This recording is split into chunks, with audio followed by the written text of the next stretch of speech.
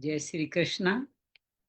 मैं आपका दोस्त, आपका प्रेमी, आपका सखा श्याम। मार्क्सिस्ट जो भगवान स्वयं जिसमें स्थित है, कृष्ण की अष्टमी जिसको भैरव अष्टमी भी कहा जाता है, दिन गीता साधक संजीवनी संवाद के 149वें एपिसोड में आपका अभिनंदन करता हूं, स्वागत करता हूं। कहते हैं आज ही भगवान की रुद्र के अवतार काल भैरव का जन्म हुआ था। काल भैरव के जन्म की एक अद्भुत कथा है कि उनके द्वारा एक बार ब्रह्मा का अपमान, या कई ग्रंथ तो ये कहते हैं ब्रह्मा का शरीर भी उन्होंने अंग भंग किया या शांत कर दिया। उनको बड़ी तपस्या करके माँ भगवती की से कारण उनको मुक्ति मिली, और इस कारण से माँ के द्वारपाल हो गए। माँ के जितने भी मंदिर है वहाँ काल भैरव दिखाया जाता है। 3-4 भैरव मंदिर बहुत भारत में प्रसिद्ध है, जिसके अंतर्गत तोलियासर का भैरव मंदिर की बात करें, या नाकोड़ा के भैरव मंदिर की बात करें, या हम लोग बात करें काशी के कोतवाल काल भैरव मंदिर की, माँ के साथ ही काल भैरव को पूजा जाता है। काल भैरव जो भगवान रुद्र के अवतार हैं उनके रूप में भी पूजा जाता है। दिल्ली का भी जो छतरपुर में भैरव मंदिर है वो भी बड़ा फेमस है। उन सब के साथ हम आज भैरव बाबा को हम नमस्कार करते हैं, नमन करते हैं, और हम सब की रक्षा के लिए प्रार्थना करते हैं। लेकिन हम सब की रक्षा भगवान चरणों में, भगवान के अनुकूल जीवन जीने में होगी, जिसके सारे सिद्धांत अलग अलग माध्यम से ज्ञान योग, भक्ति योग, लय योग, समाधि योग, हठ योग और निष्काम कर्म योग के द्वारा भगवान गीता में हम सबको बता के गए हैं। अभी तक साधक श्रेणी संवाद में गीता के 10 अध्याय और 11 अध्याय के 52 श्लोक तक कर चुके हैं। आज 11वें अध्याय की पूर्णाहुति में आज हम प्रवेश करने वाले हैं। आइए मन कर्म वचन को भगवान के चरणों में लगाते हैं। अर्धन मूलित आंखों से नासिका के द्वारों पर ध्यान लगाते हुए गहरी लंबी श्वास भरें। मूलाधार से ऊपर की यात्रा भगवत नाम के साथ करें। ह्रीं नमो भगवते वासुदेवाय। ह्रीं नमो भगवते वासुदेवाय। ह्रीं नमो भगवते वासुदेवाय। ह्रीं नमो भगवते वासुदेवाय। ह्रीं नमो भगवते वासुदेवाय। ह्रीं नमो भगवते वासुदेवाय। ह्रीं नमो भगवते वासुदेवाय। वसुदेव सुतं देवं कंस चाणूरमर्दनं देवकी परमानंदम कृष्ण वंदे जगद्गुरुम। श्री कृष्ण वंदे जगद्गुरुम। या देवी सर्वभूतेषु श्रीमद्भगवत गीता रूपेण संस्थिता नमस्तस्यै नमस्तस्यै नमस्तस्यै नमो नमः। या देवी सर्वभूतेषु साधक संजीवनी रूपेण संस्थिता नमस्तस्यै नमस्तस्यै नमस्तस्यै नमो नमः। गुरुर्ब्रह्मा गुरुर्विष्णु गुरुर्देवो महेश्वरा गुरु साक्षात् परम ब्रह्म तस्मै श्री गुरुवे नमः। गजाननं भूतगणाधिसेवितं कपितजम्बूफलचारुभक्षणं उमासुतं शोकविनाशकारकं नमामि विघ्नेश्वराय पादपङ्कजं। नमामि विघ्नेश्वराय पादपङ्कजं। त्वमेव माता च पिता त्वमेव, त्वमेव बन्धु च सखा त्वमेव, त्वमेव विद्या द्रविणं त्वमेव, त्वमेव सर्वं मम देव देव, त्वमेव सर्वं मम देव देव। शांति ही शांति ही शांति ही। श्री काल भैरवाय नमः। आइए आज के हमारे प्रथम यजमान गुरु मीनाक्षी सिंघा जी जुड़ी है। आपका भी अभिनंदन है, स्वागत। आज हम लोग हमारे 11वें अध्याय के क्रम में आगे बढ़े, उससे पहले पूर्व कथा का एक पुनरावलोकन कर लेते हैं। अर्जुन विषाद योग, अर्जुन मोह के कारण विषाद में आता है, कर्तव्य क्रम से हट जाता है, यही अर्जुन विषाद योग है। दूसरे अध्याय सांख्य योग में भगवान से अर्जुन शिष्य बन के प्रार्थना करता है, मेरे लिए उचित मार्ग बताए। भगवान सांख्य योग निष्काम कर्म 2 मार्ग बताते हुए उसको कहते हैं हानि लाभ सुख दुख जय पराजय को ध्यान में न रखते हुए समत्वम योग उचित अपनाते हुए तुम युद्ध करो, तुम्हारा कल्याण होगा। तीसरे अध्याय में अर्जुन जानना चाहता है दोनों में श्रेष्ठ मार्ग कौन सा है। भगवान कहते हैं दोनों ही मार्ग श्रेष्ठ है, लेकिन कर्म योग विशिष्ट है। कर्मों का आरंभ करे बिना कोई व्यक्ति मुक्ति नहीं पाता। कौन सा कर्म करे? ये कर्म करें, कुरु कर्म करें, पुण्य कर्म करें, स्वयं कर्म करें, यज्ञ करें, इससे तुम्हारा कल्याण होगा, इसी के लिए तुम्हारी उत्पत्ति हुई है। ये नहीं करोगे तो पापी अघायु कहलाओगे, और करोगे तो मुझको पा जाओगे। भगवान कहते हैं इस तरह से जो अध्यात्म के सारे कर्म कहते हैं नित्य मुझको भजते रहते हैं, वो कभी नष्ट नहीं होते। भगवान कहते हैं कि अपने धर्म में मरना भी कल्याणकारी है, भोगों के साथ जीना भयावह है। अर्जुन कहता सब ऐसा क्यों नहीं करते? भगवान कहते कामना के कारण, कामना वेरी है, इसको मारो।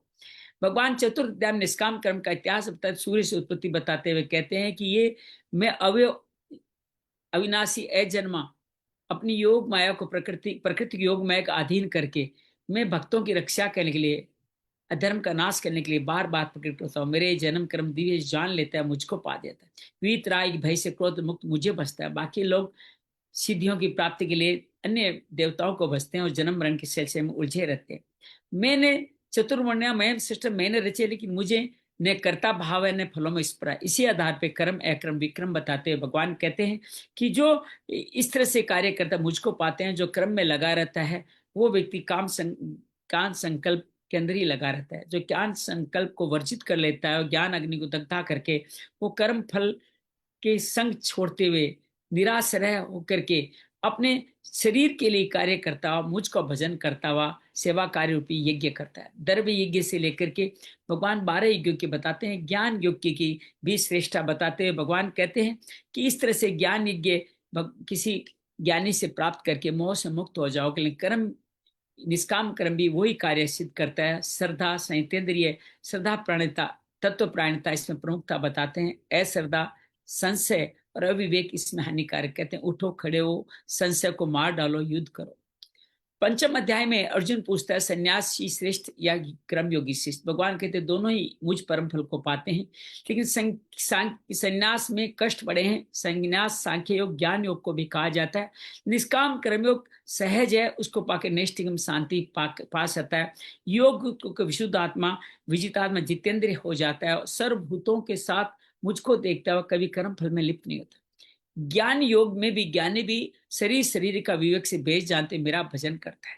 भगवान कहते हैं इस तरह से कर्म योगी क्यों विशिष्ट है? कर्म फल उसको लिप्त नहीं देते। नौ द्वारे देही में वो सेवा करते हुए, मेरे सबको मुझ में देखते हुए, मुझे में सबको देखते हुए उसको कार्य करता है। मैं उसके पाप पुण्य में भागीदार नहीं, लेकिन वो अपनी बुद्धि को मेरे प्राण करके, निष्ठा को मेरे प्राण के समस्त संस्कारों से मुक्त हो जाता है, संस्कारों से मुक्त हो जाता है, अपुनरावृत्ति को प्राप्त होता है। ऐसे लोग विद्या विनय संपन्न ब्राह्मण चांडाल में समदर्शी होते हैं। और भगवान कहते हैं निर्दोष स्थिर बुद्धि वाले ये लोग प्रिय अप्रिय कुछ नहीं होता, सेवा करते हुए अत्यंतिक सुख को पाते हैं। मुझे समर्पित करके राग क्लेश से मुक्त करके सात्विक सुख पाते हैं।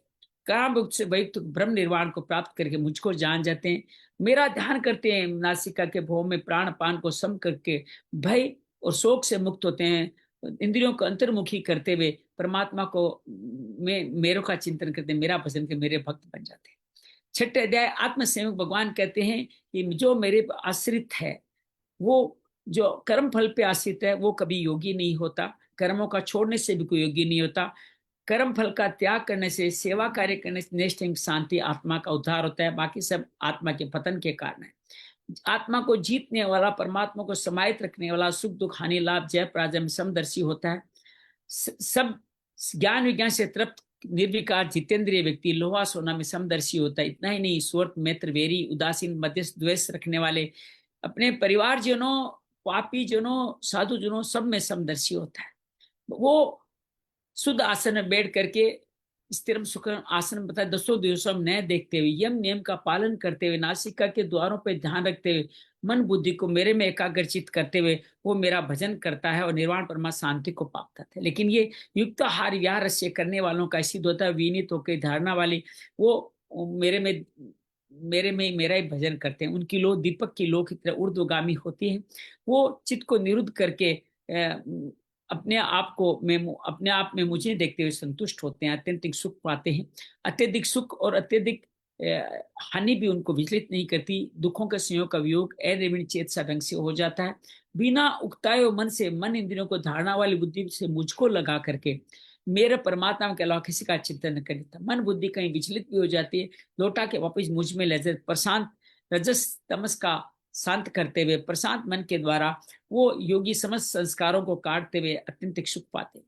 वो मुझ में ही सब भूतों को देखते हुए मेरा ही भजन करते हैं, मेरा बर्ताव करते हैं। मैं उनके लिए बदृश्य नहीं होता, वो मेरे लिए बदृश्य नहीं होते। दूसरों के सुख में सुखी होते, दुख में दुखी होते हैं।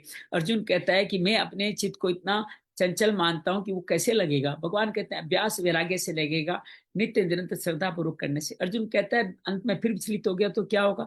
भगवान ने कहा विचलित मन भी स्वर्ग आदि विघ्न भोग के सिरमानों घर में जन्म लेगा और तुम फिर उसी योग को पाकर मुझको पा जाओ, अर्थात विनाश दुर्गति नहीं होगी।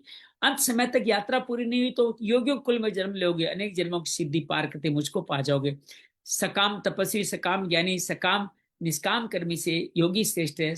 तुम योगी बन जाओ, मेरे भक्त बन गए, सर्वश्रेष्ठ योगी बन जाओ। 7वां अध्याय ज्ञान विज्ञान युग में भगवान कहते हैं कि जो मेरे पे आश्रित, मेरे पे आश्रित है, उन जिनमें असंशय है उनके लिए मैं ज्ञान कहूंगा। ज्ञान अर्थात सब कुछ परमात्मा है, विज्ञान परमात्मा सिवा कुछ नहीं है। ये जानने के बाद में कुछ भी जानना शेष नहीं रहेगा। भगवान कहते हैं हजारों हजारों मनुष्यों में, लाखों मनुष्यों में कोई 10 15 50 100 10 ही सिद्ध होते हैं। उन हजारों सिद्धों में से कोई एक व्यक्ति ही मुझको पाता है, बाकी मेरी अपरापरक प्रकृति के अधीन होकर मुझको नहीं समझ पाते। मेरी रजस तमस की ये गुणतयी माया से, दुष्कृतन माया से वो पाप कर्मों में लगते, लेकिन अर्थार्थी आर्त जिज्ञासु ज्ञानी मेरा भजन करते हैं। चारों बड़े उदार है, लेकिन ज्ञानी प्रेमी भक्त मुझे अत्यंत प्रिय है। भगवान कहते हैं अनेक जन्मों के बाद हमें अंतिम जन्म मिला है, इसमें जो यात्रा करे उसके लिए मैं अत्यंत सुलभ हूं। लेकिन बाकी सब लोग काम शक्ति के आसीन होकर के प्रयत्न पूर्वक देवताओं का भजन करते हैं। जहां जहां उनका बुद्धि लगती है वहां वहां मैं ही उनकी श्रद्धा स्थापित करता हूँ, उचित फल प्रदान करता हूँ। लेकिन देवताओं के फल नाशवान है, और जो मुझको बसते मुझको पाते। जो मुझको अव्यक्त को नहीं जानते वो उनका पतन हो जाता है। उनको योग माया के अधीन होकर के मूड योनि में बार बार भजते रहते। मैं भूत वर्तमान भविष्य सबको मैं सबको जानता हूँ, मुझे केवल मेरे भक्त जानते हैं। द्वंद मोह और इच्छा द्वेष के अधीन वे लोग कभी तरते नहीं। जिनके पापों का अतिक्रमण करते, पाप पुण्यों का अतिक्रमण करके द्वंद मोह से मुक्त होकर दृढ़वर्ती, जरा मरण मोक्षाय, बुढ़ापे को मृत्यु का अतिक्रमण करके जो मुझे बसते हैं वो अखिल ब्रह्म, अखिल अध्यात्म, अखिल कर्म, आदि देव, आदि भौतिक, आदि देविक को जानते हुए अंत समय में मेरे को पा जाते हैं। अर्जुन पूछता है अखिल ब्रह्म क्या है। अक्षर ब्रह्म योग 8वें अध्याय में अखिल ब्रह्म क्या है, अखिल अध्यात्म क्या है, संपूर्ण ब्रह्म क्या है, संपूर्ण कर्म क्या है, आदि देवी क्या, आदि भौतिक क्या, आदि देवी के अंश में आप किस तरह जानना। भगवान कहते हैं जिसने महासर्ग की कल्पना करी वो एक से ब्रह्म है। उसका एक से अनेक होने का विसर्ग त्याग ही आदि कर्म है। उस अक्षर ब्रह्म को अपनी साधना से जानना अलग अलग साधनों से अध्यात्म है। ये स्थूल शरीर और सूक्ष्म शरीर अपरा प्रकृति से बने हैं, तो परा प्रकृति के रूप में अधिज्ञ में स्थित हो। अंत समय में जो मेरे को नाम लेते हुए मुक्ति प्राण त्यागते हैं मुझको पाते हैं।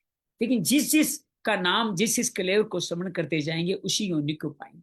तो फिर क्या करें, अनुस्मरण करें, बार बार मेरा स्मरण करते हुए जाए, मन बुद्धि मेरे अर्पित करें।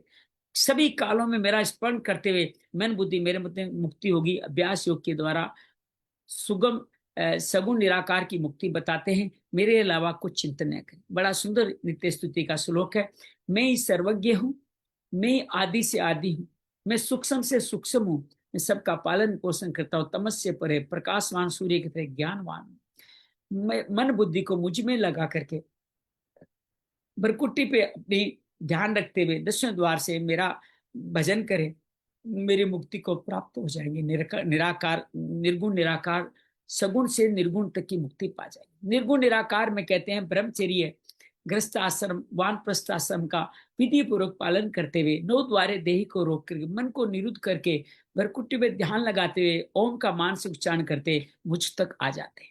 सगुण साकार का बताते अनन्य भाव से नित्य निरंतर मेरा चिंतन करने वाले के लिए मैं सुलभ हूँ। वे महात्मा है, दुखालियम एहसासन से वो मुक्ति पाते, परम गति को प्राप्त होते हैं। ब्रह्म लोक तक सभी लोग पुनरावर्ती वाले हैं। भगवान कहते हैं कि 1000 चतुर्युग के बराबर ब्रह्मा का एक दिन हम सब उत्पन्न होते हैं, 1000 चतुर्युग की रात्रि में सब ब्रह्मा में ही मिल जाते हैं। भगवान कहते हैं इस तरह से ब्रह्मा से ऊपर अव्यक्त सनातन परम पुरुष परम ब्रह्म का स्थान है, जहां पे जाने वाले परम गति को प्राप्त होते हैं। भगवान कहते हैं कि इन दोनों गतियों को जानिए, एक पुनरावर्ती एक पुनरावर्ती है।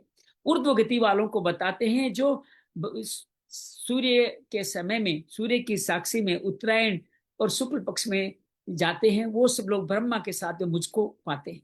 लेकिन जिनकी भोगों में कहीं रुचि होती है वह रात्रि के समय में कृष्ण पक्ष में दक्षिणायन में जाते हैं और भोग आदि का भोगने के बाद उनकी पुनरावृत्ति हो जाती है। ये दोनों गतियों को, शुक्ल कृष्ण गति को जानने वाला व्यक्ति कभी मोहित नहीं होता। तुम भी जान लो, वेद, यज्ञ, तप, इन सब में जो लिखे हुए लोग हैं, उन पुण्य फलों का जो अतिक्रमण कर जाते हैं, फलों में आसक्ति, वो मुझको पाते हैं। 9वें अध्याय में भगवान ज्ञान विज्ञान को दोबारा शुरू करते हैं कि मैं तुम्हें ये गुह्यतम ज्ञान फिर दोबारा कहूंगा, ज्ञान विज्ञान से जो मोक्ष का कारण। ये राज विद्या, विद्याओं की विद्या राजगुह्य है, पवित्र है, प्रत्यक्ष है, धर्म में है, सुख में है, सहज है। अश्रद्धा वाले पुरुष इसको नहीं पालन करते और वो मृत्यु संसार वर्तनी में बार बार जन्म मरण के सिलसिले में चलते रहते। भगवान कहते हैं इस संसार में मैं हूं, मुझसे संसार में, संसार में नहीं। मैं तुम सब में हूं लेकिन तुम मुझ में नहीं। वायु जैसे आकाश में रहती है वैसे ही तुम सब वायु की तरह मुझ आकाश में स्थित हो। भगवान कहते हैं कल्प का सर्ग करने के समय मैंने अपनी प्रकृति की अध्यक्षता में आप सबके गुण धर्म के अनुसार इस प्रकृति की, मेरे अध्यक्षता में इस प्रकृति की रचना की, पुनरावृत्ति की। लेकिन मैं कर्म फल में बनता नहीं, उदासीन हूं। भगवान कहते हैं जो मुझसे इस तरह नहीं जान पाते, वो मेरी अवज्ञा करते हैं। वो राक्षसी, आसुरी, मोहिनी वर्ती के द्वारा मोग, आशा, मोग, कर्माणों और मोग ज्ञान के आधार पर अविवेक को प्राप्त होते हैं। लेकिन जो देवी संपदा के लोग होते हैं, वो महात्मा होते हैं और मेरा भजन करते हैं, वो लगातार मेरा कीर्तन, दृढ़ सतत उपासना, नमस्कार करते करते मुझको पा जाते हैं। भगवान कहते कई ज्ञान यज्ञ से, कई निष्काम कर्म यज्ञ से मुझको पाते हैं। क्यों पाते हैं? मैं ही सबका कर्ता, मैं यज्ञ, मैं भी हवन, मैं ही सामग्री, मैं ही मंत्र, मैं ही औषधि, मैं ही हवन की क्रिया, मैं ही ओंकार, मैं ही तीनों वेद, मैं ही गति, प्रभु, साक्षी, प्रभु, प्रलय, निदान, माता, धाता, पिता, पितामह, आदि अनादि, सब कुछ मैं हूँ। मैं ही सूर्य के रूप में तप करके अन्न और वर्षा को पवित्र करके वापस बरसा देता हूँ। मैं अमृत हूँ, मैं मृत्यु हूँ, मैं सत्य हूँ, मैं असत हूँ।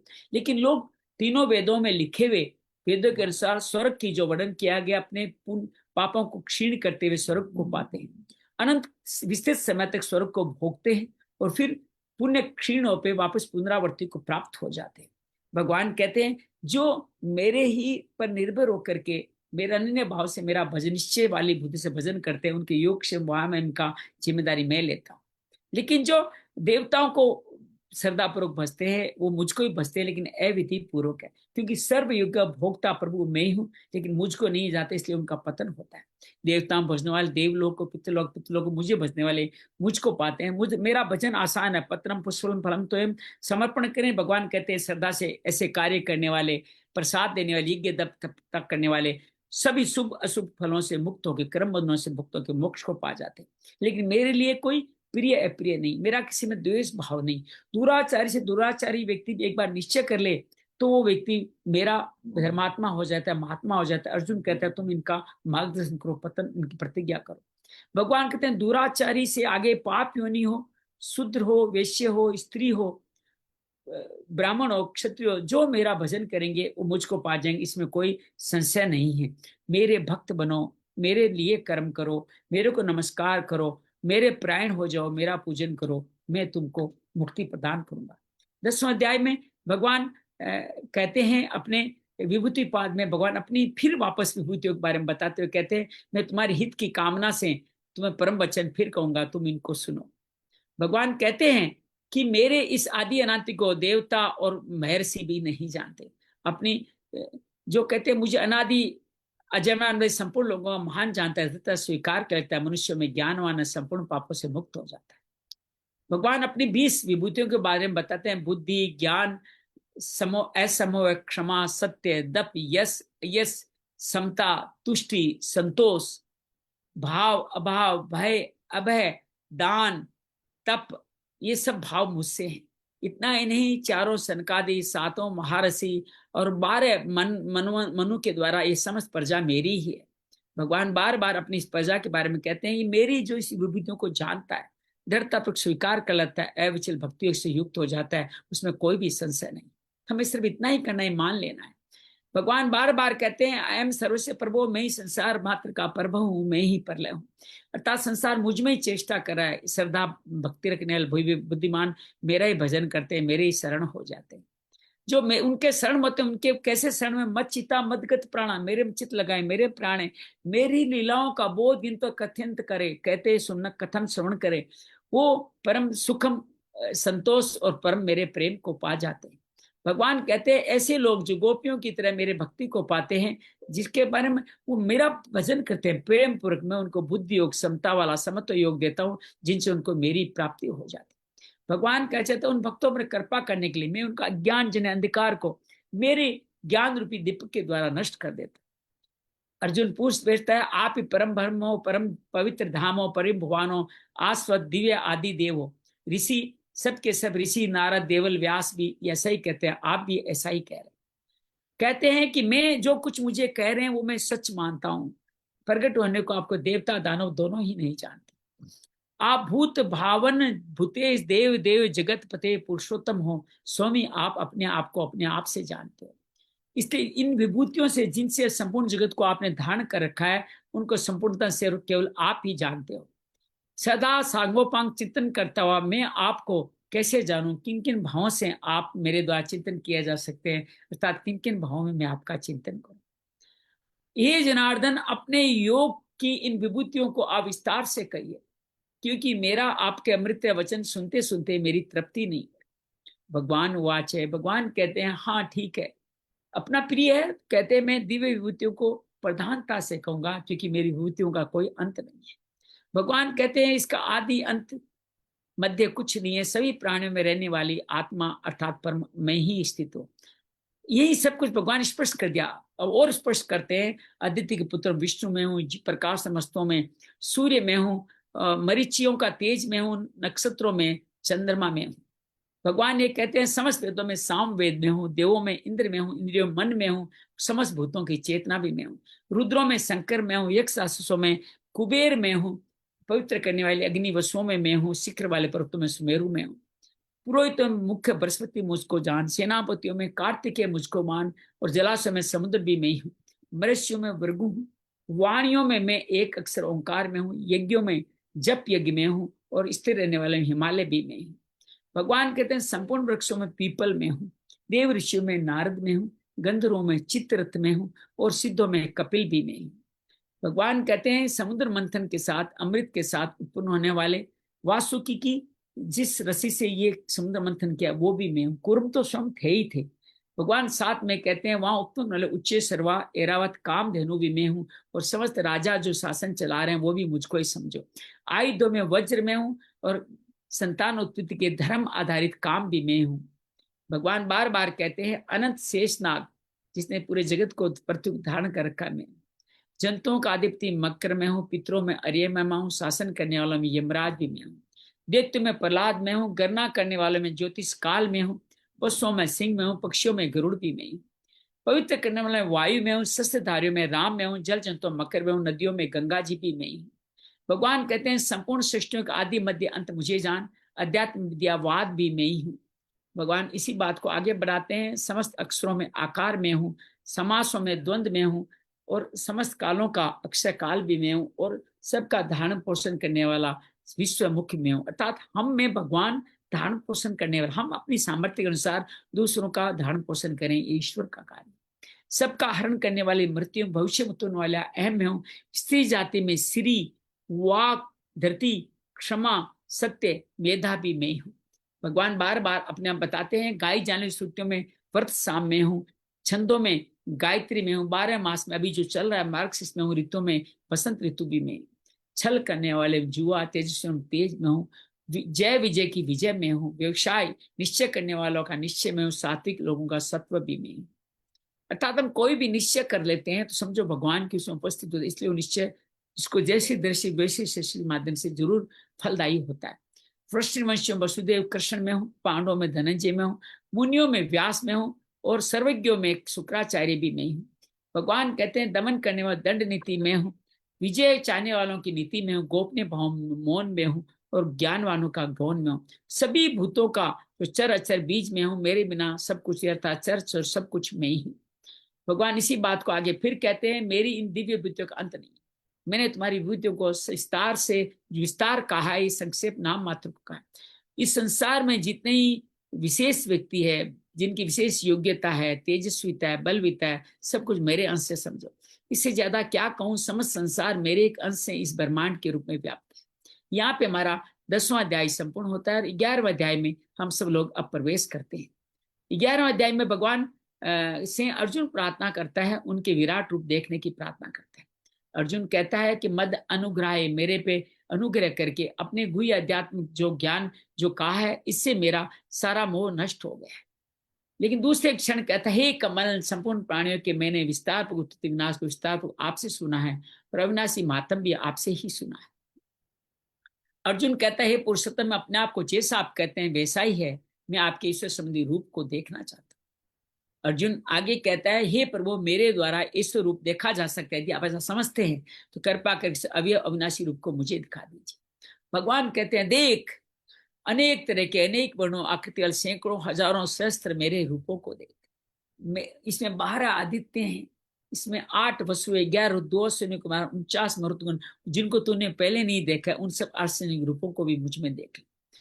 ये अर्जुन एक देश में सराचर सचर अचर इस संपूर्ण जगत को अभी देख ले, इसके स्वामी जो कुछ देखना चाहता है वो भी तू देख ले। भगवान कहते हैं, परंतु इन अपनी आंखों से मुझे देख नहीं सकता, इसलिए मैं चरम चक्षु दिव्य चक्षु प्रदान करता हूं, तू मेरे ऐश्वर्य सामर्थ्य को भी। गेट पास मिलने के बाद अर्जुन क्या देखता है, संजय बताते हैं, जो देव दृष्टि प्राप्त है। हे राजन, महायोगेश्वर कृष्ण अर्जुन को अपना परम विराट स्वरूप दिखाया। क्या दिखाया? अनेक मुख है, अनेक नेत्र है, अनेक तरह के अद्भुत दर्शन, अलौकिक आभूषण है, अनेक आयुध है, सुंदर वस्त्र है, दिव्य मालाएं हैं, अपने मस्तक में, पूरे शरीर पे कस्तूरी चंदन का अनुलेप किया हुआ है, और ये अनेक रूपों वाले, अनंत रूप वाले भगवान को दिखाया। देख के अर्जुन को क्या हुआ, कैसा है रूप ये, हजारों सूर्यों के शस्त्र जिनका प्रकाश जिसकी तुलना नहीं कर सकता, वैसा इस दिव्य प्रकाश है। अर्जुन ये देख के रोमांचित हो जाता है, क्योंकि विभागों में संपूर्ण जगत को देखता है।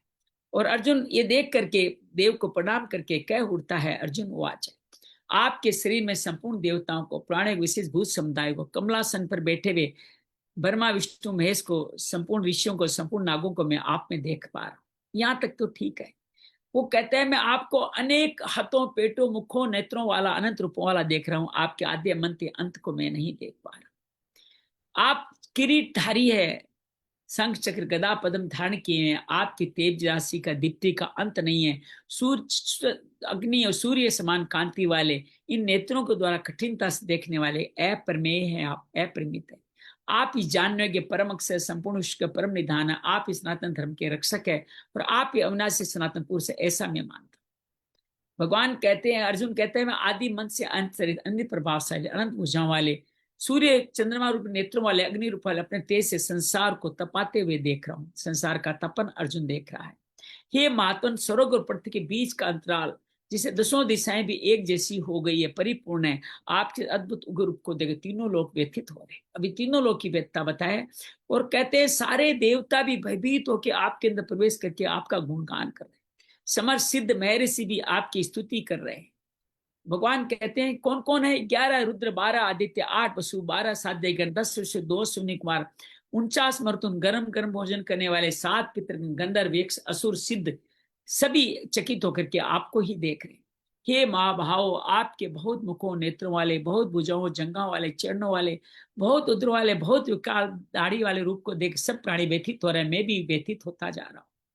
हे विष्णु, आपके दैदीप्यमान अनेक वर्ण है, आप आकाश को स्पर्श करें इतने फैले हुए हैं, आपका मुख फैला हुआ है, नेत्र विशाल है, आपको देख व्यथित भयभीत अंतर करने वाला मैं भी धीरज शांति को नहीं प्राप्त हो रहा।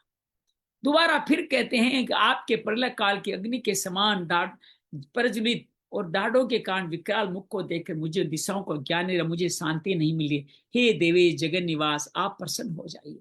हमारे पक्ष के मुख्य मुख्य योद्धाओं के सहित भीष्म, द्रोण तथा वसूत पुत्र भी आप में प्रविष्ट हो।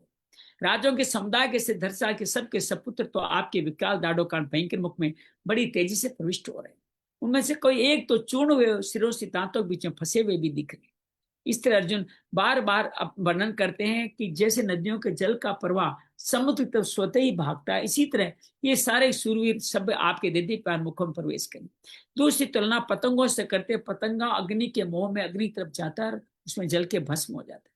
ये सब लोग ये मोह में हुए आपके मुख में बड़े वेग से प्रवेश कर रहे हैं। भगवान इस तरह से बार बार कहते हैं कि आप प्रज्वलित मुखों द्वारा संपूर्ण लोगों को घर्षण करते, सब ओर से बार बार चाट रहे हैं। आपका उग्र अपने तेज संपूर्ण जगत को परिपूर्ण करके तपा रहे हैं। कहते हैं, हे मुझे बताइए उग्र रूप में आप कौन हैं? देवताओं में श्रेष्ठ आपको नमस्कार है, प्रसन्न हो जाइए। मैं आपको तत्व जानना चाहता हूं, मैं आपकी प्रवृत्ति को भली भांति नहीं जानता। अर्जुन ये कहते हैं कि मैं संपूर्ण लोगों का, भगवान अर्जुन से कहते हैं, मैं संपूर्ण लोगों का नाश करने लिए बढ़ा हुआ काल हूं, और मैं इसमें क्या करने आया हूं? मैं लोगों का संहार करने वाला। जो योद्धा लोग जो खड़े हैं वो तुम्हारे युद्ध के बिना भी नहीं रहेंगे। तो तुम क्या करो? तुम खड़े उत्तिष्ठ है, खड़े हो जाओ, यश को प्राप्त करो, शत्रुओं को जीत के निष्कंटक धर्म इस युद्ध पर राजा को, राज को भोगो। ये सब मेरे द्वारा पहले ही मारेंगे, तुम मेरे निमित्त मात्र बन जाओ इनको सबको मारने में। भगवान को भी किसी का संहार करने के लिए निमित्त की आवश्यकता होती है। ये यहाँ का संदेश है। भगवान किसी का कोई भला करना चाहते हैं तो हमारे को निमित्त बनाएंगे। अर्जुन की तरह हम भी निमित्त बन जाएं तो बहुत बड़ा कल्याण हो जाए। अर्जुन, भगवान कहते हैं, द्रोण, भीष्म, जयद्रथ, कर्ण सभी मेरे द्वारा मारे गए। तुम इनको मारो, व्यथा चिंता मत करो, युद्ध करो, तुम वीरों को जीत जाओ। ये भगवान बार बार कहते हैं। संजय कहते हैं, ऐसे वचन भगवान के स्वीकार सुन करके किरीटधारी अर्जुन कांपते हुए, भयभीत अर्जुन नमस्कार करते हुए, प्रणाम करके गदगद करने से भगवान कृष्ण से ये बोले, हे अंतर्यामी भगवान, आपके नाम गुण लीला का कीर्तन करने से संपूर्ण जगत हर्षित हो रहा है, अनुराग को प्राप्त हो रहा है। आप गुण कीर्तन से भयभीत होकर राक्षस लोग दूसरों दिशाओं में भागते हुए जा रहे हैं। संपूर्ण सिद्धगण आपको नमस्कार करें, और ये उचित ही है, ऐसा होना ही चाहिए था। भगवान कहते, अर्जुन कहते हैं, गुरुओं के आप गुरु हो, ब्रह्मा के भी आदि हो, तो सब आपको नमस्कार क्यों न करें? हे देव जगन्निवास, आप ही सत्य है, आप ही सत्य है, सत्य असत से परे कुछ है, वो भी आप ही स्थित है। भगवान को कहता है, आप ही आदिदेव पुराण पुरुष है, आप ही संसार के परम आश्रय निधान है, आप ही सबको जानने वाले परम धाव है, अनंत रूप, आप ही संपूर्ण संसार को व्याप्त है। आप वायु है, यम है, अग्नि है, वरुण है, दक्ष है, परपिता में है, आपको हजारों बार नमस्कार है, नमस्कार है, आप बार बार नमस्कार करें। आपको आगे से पीछे से सब दिशाओं की तरफ से नमस्कार है। आपने ही अनंत वीर्य, अनंत विक्रम, सब लोगों को आपने समेट रहे, अर्थात सब कुछ आप ही आप है। हे कृष्ण, हे यादव, हे सखेती, आपकी इस महिमा को नहीं जानते हुए मैंने सखा, हे यादव, हे कृष्ण कहकर हठपूर्वक जाने अनजाने बिना सोच समझे जो कुछ अकेले में सबके सामने कहा है, चलते फिरते, सोते जागते, उठते बैठते, दिल्लगी करते हुए जो कुछ आपका तिरस्कार अपमान किया है, ये सब अपरमित मैं आपसे क्षमा करवाता हूं, मैं आपसे क्षमा मांगता हूं। हम सब ने भी सब में स्थित ईश्वर का इसी तरह कहीं न कहीं जाने अनजाने अपमान किया, हम भी क्षमा याचना करें, भगवान कल्याण करें। कहते हैं, इस चराचर लोक संसार के पिता आप ही हैं, और महान गुरु हे अनंत प्रवास भगवान, इस त्रिलोकी में आपके समान दूसरा कोई नहीं, आपसे अधिक तो कैसे हो सकता। आज हम 10 श्लोक नहीं पूरी स्तुति करने वाले हैं, तो मैं इनके श्लोकों को भी पूरा कर लेता हूं भावार्थ, फिर हम पूरी स्तुति आज जो भगवान की नित्य स्तुति गुरुदेव की थी वो करेंगे। दूसरे अध्याय का पहला 4था श्लोक, 9वां श्लोक, 8वें अध्याय का कवि पुराणे ये वाला श्लोक, और फिर 20 श्लोक इस अध्याय के हम आज करने वाले। भगवान कहते हैं, इसलिए स्तुति करने वाले ईश्वर को मैं शरीर से दंडवत प्रणाम करता हूँ। जैसे पिता पुत्र के, मित्र मित्र के, पति पत्नी के अपमान जनक वचन को सहन करके क्षमा कर देता है, आप भी मेरे सहन करके क्षमा करने में सक्षम है। भगवान को कहता है, जिसको पहले कभी नहीं देखा, अर्थात विश्व रूप को मैं देख हर्षित हो रहा हूं, साथ ही भय से मेरा मन अत्यंत व्यतीत हो रहा है। मुझे उसी देव रूप, चतुर्भुज रूप को दिखाइए, विष्णु रूप को दिखाइए, हे जगन निवास, आप प्रसन्न हो जाइए। मैं आपको वैसे ही किरीटधारी, गदाधारी, शंख चक्र गदाधारी चतुर्भुज रूप में देखना था, उससे मूर्ति आप उसी चतुर्भुज शंख चक्र गदा सहित हो जाइए। इस तरह भगवान प्रार्थना करता है, और भगवान आश्वासन देते हैं, हे अर्जुन, मैं प्रसन्न होकर के ही अपने सामर्थ्य से मेरा अत्यंत श्रेष्ठ तेज स्वरूप अर्थात विश्व रूप दिखाया, जिसको तुम्हारे सिवा पहले किसी ने नहीं देखा। अर्जुन को यहाँ कहते हैं भगवान कि ये क्रूर मनुष्य लोक में इस प्रकार के विश्व रूप वाला मैं नए वेदों के पाठ से, उनके अध्ययन से, यज्ञ के द्वारा, दान के द्वारा, तप के द्वारा, क्रिया के द्वारा किसी तरह से देखा नहीं जा सकता। भगवान बार बार ये बात बताते हैं, मेरा ये इस प्रकार का उग्र रूप देख तुझे व्यथित नहीं होना चाहिए। विमूढ़ भाव भी नहीं, निर्भय हो, प्रसन्न मन वाला हो, उसी में मेरे इस चतुर्भुज को भी तुम अच्छी तरह देख। अर्जुन को चतुर्भुज दिखाई दे रहा है, तो संजय, यहाँ पे संजय फिर बोल पड़ते हैं, दोनों को दिव्य दृष्टि प्राप्त है, दोनों की दिव्य दृष्टि अर्जुन की यही संपूर्ण होती है, संजय की दुर्योधन के मरने तक बनी रहती है। संजय बोलते हैं, अर्जुन से ऐसा करके उसी प्रकार से अपना रूप दिखाया, और भगवान श्री कृष्ण ने सौम्य रूप होकर के भयभीत अर्जुन को आश्वासन दिया। क्या आश्वासन दिया? अर्जुन पहले बोलता है, हे जनार्दन, आपके चतुर्भुज, उसके बाद में द्विभुज मनुष्य रूप को देख मैं स्थिर चित्त हो गया हूं, अपनी स्वाभाविक स्थिति को मैं प्राप्त हो गया। अर्जुन उसके बाद में कहता है, भगवान कहते हैं मेरा चतुर्भुज रूप, इसके दर्शन अत्यंत दुर्लभ है, देवता इस रूप को देखने के लिए अत्यंत लालायित रहते। अब मैं आपके साथ शेयर कर रहा हूं अगले 3 श्लोक से पहले, आप निकाल सकते हैं दिव्य स्तुति, मैं आपके साथ शेयर भी कर देता हूं। दिव्य स्तुति आपकी स्क्रीन पे भी आती रहेगी। इस नित्य स्तुति को आइए हम सब लोग समझते हैं, इसको साथ साथ करने का प्रयास करते हैं।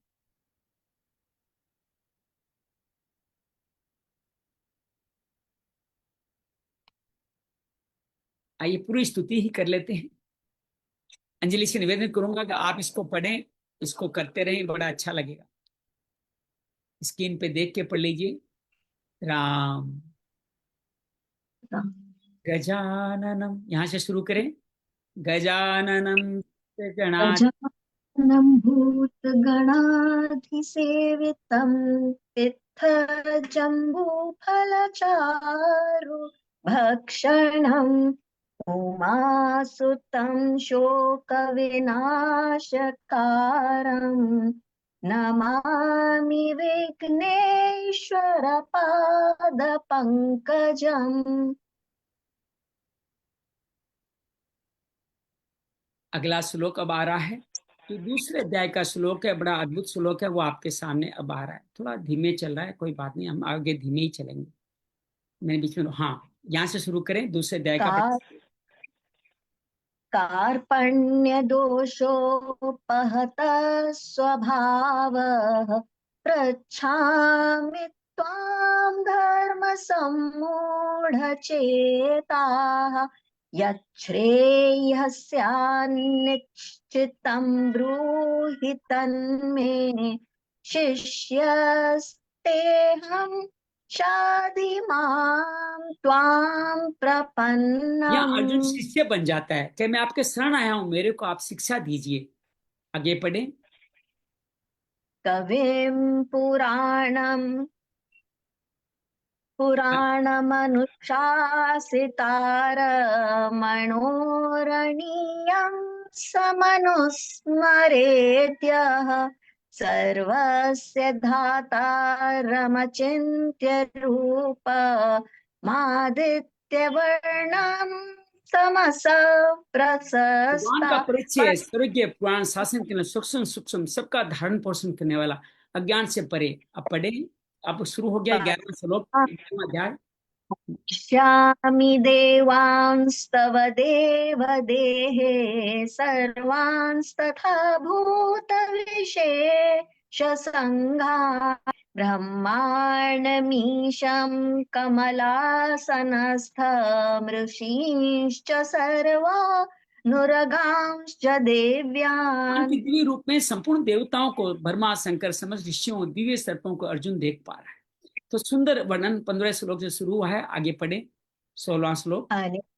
कबाहूदरवक्त्रनेत्रं पश्यामि त्वां सर्वतोऽनन्तरूपं नान्तं न मध्यं न पुनस्तवादिं पश्यामि विश्वेश्वर विश्वरूप। अनेक हाथों सब अनंत रूपों वाले रूप को देख रहे हैं, आदि मध्य अंत को नहीं देख पा रहे हैं। रूप तो देख रहे हैं, आदि मध्य अंत को नहीं देख पा रहे हैं। अगला श्लोक।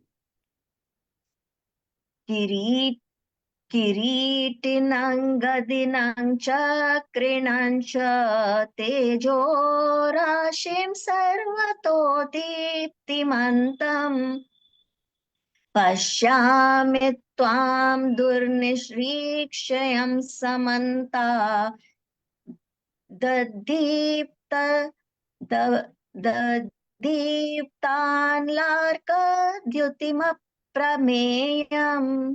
पढ़ते जाइए। माक्षरं परमं वेदित्वायि त्वमस्य विश्वस्य नरं निधानम् त्वमव्ययः शाश्वतधर्मगोप्ता सनातनस्त्वं पुरुषो मतो मे। वाले रूप को देखता है, कहता है आप परम सनातन धर्म के रक्षक है, आप ही अविनाशी सनातन पुरुष है, ऐसा मैं मानता हूं। आगे पढ़े। अनादिमध्यान्तमनन्तवीर्यमनन्तबाहो शशिसूर्यनेत्रं पश्यामि त्वां दीप्तहुताशवक्त्रान् स्वतेजसा विश्वमिदं आदि मध्यान्ह तपन्तम्। सहित चंद्र सूर्य नेत्रों वाले प्रज्वल अग्नि वाले मुखों को अपने तेज से संसार को संतप्त करते हुए देख रहा हूं। आगे पढ़े। वा पृथिव्योरिदमन्तरं हि व्याप्तं त्वयैकेन दिशश्च सर्वाः दृष्ट्वाद्भुतं रूपमुग्रं तवेदं लोकत्रयं प्रव्यथितं महात्मन्। स्वर्ग पृथ्वी का अंतरकाल सभी दिशाएं आपसे पूर्ण है, आपके अद्भुत उग्र रूप को देखकर तीनों लोग व्यथित अर्थात व्याकुल होते जा रहे हैं। अमीहि त्वां सुरसङ्घा विशन्ति केचिद्भीताः प्राञ्जलयो गृह्णन्ति स्वस्तीत्युक्त्वा महर्षि सिद्धसङ्घाः स्तुवन्ति त्वां स्तुतिभिः और सब पुष्कलाभिः। समुदाय आपका प्रविष्ट हो रहे हैं, भयभीत होकर के नाम गुण का कीर्तन कर रहे हैं। महर्षि सिद्धों समुदाय कल्याण और मंगल ऐसा भजन कर रहे हैं।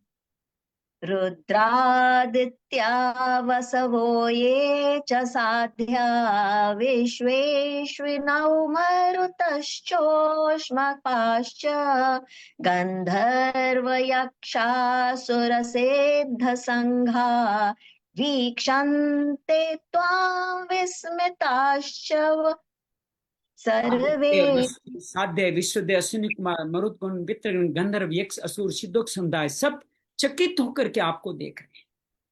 स्थाने हृषीकेश तव प्रकीर्त्या जगत् प्रहृष्यत्यनुर्जयते च रक्षांसि भीतानि दिशो द्रवन्ति सर्वे नमस्यन्ति च सिद्धसङ्घाः। आप नाम के गुण लीला कृति समझ हर्षित प्रेम को प्राप्त हो रहा है और उसी नाम गुण लीला से भयभीत राक्षस दसों दिशाओं में भागते हुए जा रहे हैं। कस्माच्च तेन न मेरन्महात्मन् गरीयसे ब्रह्मणोऽप्यादिकर्त्रे अनन्तदेवेश जगन्निवास त्वमक्षरं सदसत्तत्परं यत्। गुरु ब्रह्मा के आदि कर्ता आपको नमस्कार क्यों न करें। हे देवेश जगन्निवास, आप अक्षर स्वरूप सत्य असत और सत्य से परे हैं, वो भी सब कुछ आप। त्वमादिदेवः पुरुषः पुराणस्त्वमस्य विश्वस्य परान्निधानम् वेत्तासि वेद्याय च परं च धाम त्वया ततं विश्वमनन्तरूप। आदिदेव पुराण पुरुष परम आश्रय हैं, जानने के परम ध्यान है, संपूर्ण अनंत संसार आपके इस अनंत रूप से व्याप्त है। वायुर्यमोऽग्निर्वरुणः शशाङ्कः प्रजापतिस्त्वं प्रपितामहश्च नमो नमस्ते स्तु सहस्रकृत्वः पुनश्च भूयोऽपि नमो आप नमस्ते। वायु यमराज यमराज अग्नि वरुण चंद्रमा दक्ष पर पितामह हैं।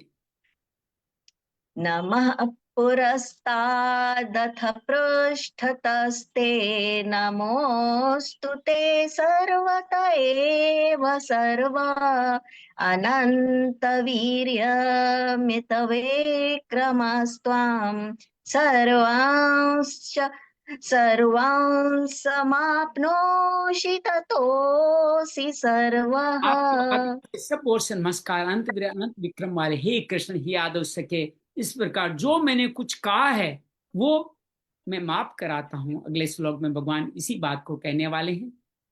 सखेति मत्वा प्रसभं यद्युक्तां हे कृष्ण हे यादव हे सखेति अजानता महिमानन्तवेदं मया प्रमादात् प्रणये वापी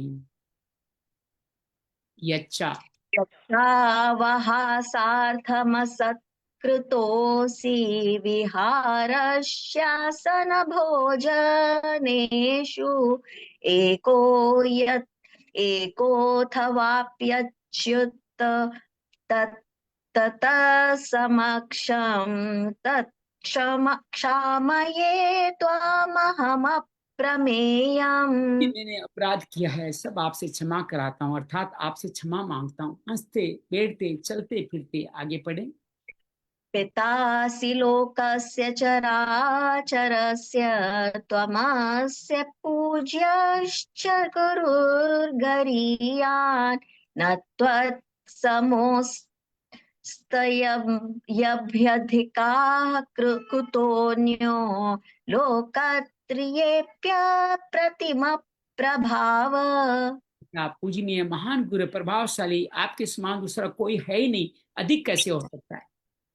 तस्मात् प्रणम्य प्रणिधाय कायं प्रसादये त्वामहमीशमीड्यं पितेव पुत्रस्य सखेव सख्युः प्रियः प्रिया यार्हसि देव सोढुम्। दंडवत प्रणाम करके प्रसन्न करना चाहता हूँ। पिता पुत्र के मित्र मित्र के पति के पान को से लेता है, इस तरह आप भी मेरे देव अपमान में आप सक्षम हैं। त्वमेव माता च पिता त्वमेव त्वमेव बन्धुश्च सखा त्वमेव त्वमेव विद्या द्रविणी त्वमेव त्वमेव सर्वं मम देव देव। आप ही माता पिता बंधु सखा है, आप ही विद्या है, आप ही धन है। हे देव आप मेरे सर्वे सर्वा है। ये सुंदर स्थिति में आप देखिए अर्जुन के ही ज्यादा भाव कहे गए हैं। हम सब अर्जुन ही तो है। ये स्तुति संत श्री ने कहा है कि हम नित्य करें। इसमें पहले शिष्य बनता है, फिर भगवान के कवि पुराण अनादि स्वरूप को जानता है, फिर भगवान के दिव्य दर्शन करने के बाद जो जो अनुभव होता है, तीनों रूप विश्व दर्शन रूप उग्र रूप अत्यंत उग्र रूप के बाद में फिर भगवान से क्षमा मांगता है और भगवान का दिव्य रूप देखता है। इसका सुंदर वर्णन किया गया है। आइए आज के क्रम में आगे बढ़ते हैं। श्री भगवान वाच है, भगवान क्या कहते हैं कि ये जो तुमने अत्यंत दर्शन देखे हैं वो देवताओं के लिए भी नित्य दुर्लभ है, उसके लिए वो भी लालायित रहते हैं। आज इसी बात को दोबारा कहते हैं कि भगवान किस तरह से देखे जा सकते हैं। ना हम वेदेन तपसा न दानेन नैन चेज्जया शक्य एम विधो द्रष्टुम दृष्टवान सीमाम यथा। जिस प्रकार मुझे तुमने देखा है, इस प्रकार का चतुर्भुज वाला रूप मैं वेदों से तप से दान से यज्ञ से नहीं देखा जा सकता। पहले यही बात कही, लेकिन किसके लिए कही? विश्व रूप के लिए कही। यही राप अब आज चतुर्भुज रूप के लिए की। दृष्टवान सी माम यथा, तुम्हें मेरा चतुर्भुज मेरी कृपा से देखा, अर्थात मेरा दर्शन मेरी कृपा से हो सकता है, किसी योग्यता से। अब योग्यता में बातें कर रहे हैं तो किन किन को योग्य समझते हैं सामान्य जनता? कोई वेद पढ़ता है, कोई तप करता है, कोई दान करता है, और इस तरह से वो कहते हैं कि इन माध्यम के माध्यम से ये एक सिद्धांत की बात है। किसी मूल्य से कोई चीज मिलती है तो उससे कम मूल्य की होती है। जैसे आप कोई घड़ी 100 रुपए खरीदते हैं तो दुकानदार ने कितने मिली होगी? 90-95 मिली होगी, उससे कम मूल्य में, तभी तो 100 रुपए में देता है। ऐसे अनेक वेदों का अध्ययन करने पे, तपस्या करने, दान देने पर भगवान मिल जाए ऐसी बात है ही नहीं, क्योंकि ये उनसे कहीं ज्यादा है। कितना ही महान क्रिया कहना, कितनी योग्यता संपन्न, सबके द्वारा भगवान खरीदे नहीं जा सकते। ये सब मिलके भगवत प्राप्ति का मूल्य नहीं हो सकते, उनके द्वारा भगवान पर अधिकार नहीं जमाया जा सकता। अर्जुन ने साफ कहा, त्रिलोकी में आपके समान कोई नहीं, फिर आपसे अधिक कोई नहीं। जब भगवान से अधिक कोई है नहीं, जब कोई वस्तु है उसे थोड़ा अधिक मूल्य देके आप चुकाते हो ना, 90 रुपए की वस्तु को 100 रुपए चुकाते हो, विश्व में जो उनके समान, उनके अधिक कुछ है ही नहीं, तो भगवान को किस यज्ञ दान तप के द्वारा पा सकते हो? अधिकार नहीं जमा सकता। सांसारिक चीजों में आप अधिक योग्यता वाले कम योग्यता पर आधिपत्य करता है, अधिक बुद्धिमान कम बुद्धिमान पर रोब जमाता है, अधिक धनवान निर्धनों पर अपनी अधिकता प्रकट करता है। भगवान किसी बल बुद्धि योग्यता व्यक्ति वस्तु से नहीं खरीदे जा सकते। कारण जिस भगवान के संकल्प मात्र से समस्त अनंत ब्रह्मांडों की रचना हो जाती है, एक ब्रह्मांड किसी एक अंश में रहने वाले किसी व्यक्ति वस्तु आदि के किसी यज्ञ दान तप से कैसे खरीदे जा सके? तात्पर्य यह है, भगवान की केवल प्राप्ति भगवान की कृपा से होती है। और ये कृपा कब मिलेगी? जब अपनी सामर्थ्य समझ सामग्री भगवान को अर्पण कर देंगे। पत्रम पुष्पम तयम फलम तोयम, जो करते हो, जो यज्ञ दान तप करते हो, मुझे समर्पण कर दो करके अपनी सर्वता निर्बलता योग्यता का जो अनुभव करता है, अपने बल योग्यता का अभिमान नहीं करता, भगवान के समर्पित अनन्य भाव से भगवान को पुकारता, भगवान तत्काल प्रकट होते। गजेंद्र के लिए प्रकट हुए थे, द्रौपदी के लिए प्रकट हुए थे। कारण जब मनुष्य अंतःकरण में योग्यता बल बुद्धि आदि का महत्व सारा रहता है, तब तक भगवान अंत नजदीक होने पर ही दूर ही दिखते हैं, आपका अपना अहंकार दिखता है। इस श्लोक में जो दुर्लभता बताएगी वो चतुर्भुज रूप के लिए बताएगी, विश्व रूप के लिए नहीं। अगर इस विश्व रूप के लिए मान भी लिया जाए तो पुनरुक्ति का दोष आ जाएगा। एक बात को दोबारा क्यों कह रहे? क्यों पहले 48 श्लोक में भगवान यही बातें विश्व रूप की दुर्लभता के बारे में बताई है। दूसरी बात, आगे के श्लोक में भगवान अनन्य भक्ति में अपने आप को देखे जाना शक्य बताया। विश्व रूप में अनन्य भक्ति हो ही नहीं सकती। इतने विकराल रूप को देखे अर्जुन जैसा व्यक्ति भी भयभीत हो गया, तो अन्य व्यक्ति अनन्य भक्ति अनन्य प्रेम आकर्षण कैसे हो सकता है? अर्थात नहीं हो सकता। अर्थात ये वर्णन दोबारा नहीं आया है, ये चतुर्भुज रूप के लिए आया। जब कोई किस साधन से आपको प्राप्त कैसे प्राप्त किए जा सकते हैं, भगवान इसका उत्तर आगे श्लोक में देते हैं। भक्त्या त्वनन्या शक्य अहमेव अहमेव विदोर अर्जुन है ज्ञातुम द्रष्टुम च तत्त्वेन प्रवेष्टुम च परंतप। परंतु हे चतुर्था पूर्ण अर्जुन, इस प्रकार चतुर्भुज वाला मैं अनन्य भक्ति से ही तत्व जानने में और देखने में तथा प्रवेश करने में सक्षम। तीन बातें कही हैं, तत्व को जानना, देखना और प्रवेश करना। ये तीनों किससे होगा? अनन्य भक्ति से होगा। भक्त्या त्वन्या सख्या अर्जुन, यहाँ पहले विलक्षण साधन बताने के लिए है। भगवान कहते हैं अर्जुन, तुम मेरा शंख गदा पद्म चतुर्भुज रूप देखा है, वैसा रूप में यज्ञ दान आदि तप के द्वारा नहीं दे सकता, पर अनन्य भक्ति के द्वारा दिखा जा सकता। अनन्य भक्ति केवल भगवान का आश्रय, एक सारा आशा विश्वास हो। रामचरितमानस के रचयिता तुलसीदास की दोहावली में बड़ा सुंदर लिखा है। एक भरोसो एक बल एक आस विश्वास, एक राम घन श्याम हित चातक तुलसीदास। और मानस के तीसरे अरण्य कांड में बड़ा सुंदर लिखा है, तीसरे अध्याय, एक बानी करुणा निदान की, सो प्रिय जाके गति नान की। भगवान के सिवा कोई योग्यता बल बुद्धि का कोई सहारा न हो, इस अंतःकरण में किंचित पात्र महत्व नहीं हो। ये अनन्य स्वयं से आती है, मन बुद्धि इंद्रियों के द्वारा इनको जाना ही नहीं जा सकता। तात्पर्य है स्वयं की व्याकुलता पर उत्कंठा हो, भगवान के दर्शन बिना एक क्षण भी चैन न पड़े, ऐसे युक्त की स्वयं की बेचैनी वही भगत प्राप्ति में माध्यम। इस बेचैनी में व्याकुलता में अनंत जन्मों के अनंत पाप भस्म हो जाए।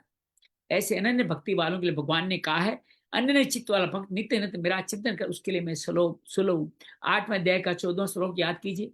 जो अनन्य भक्त मेरा चिंतन करते उपासना करते उनका योग क्षेम वहन करता हूँ। 9वें अध्याय का 22वां श्लोक याद कीजिए। अनन्य भक्ति का दूसरा मतलब यह है कि अपने में भजन स्मरण करने का, साधन करने का, उत्कंठा पर पुकारने का जो कुछ सारा है वो सारा किंचन मात्र भी नहीं हो। फिर साधन किस लिए करना है?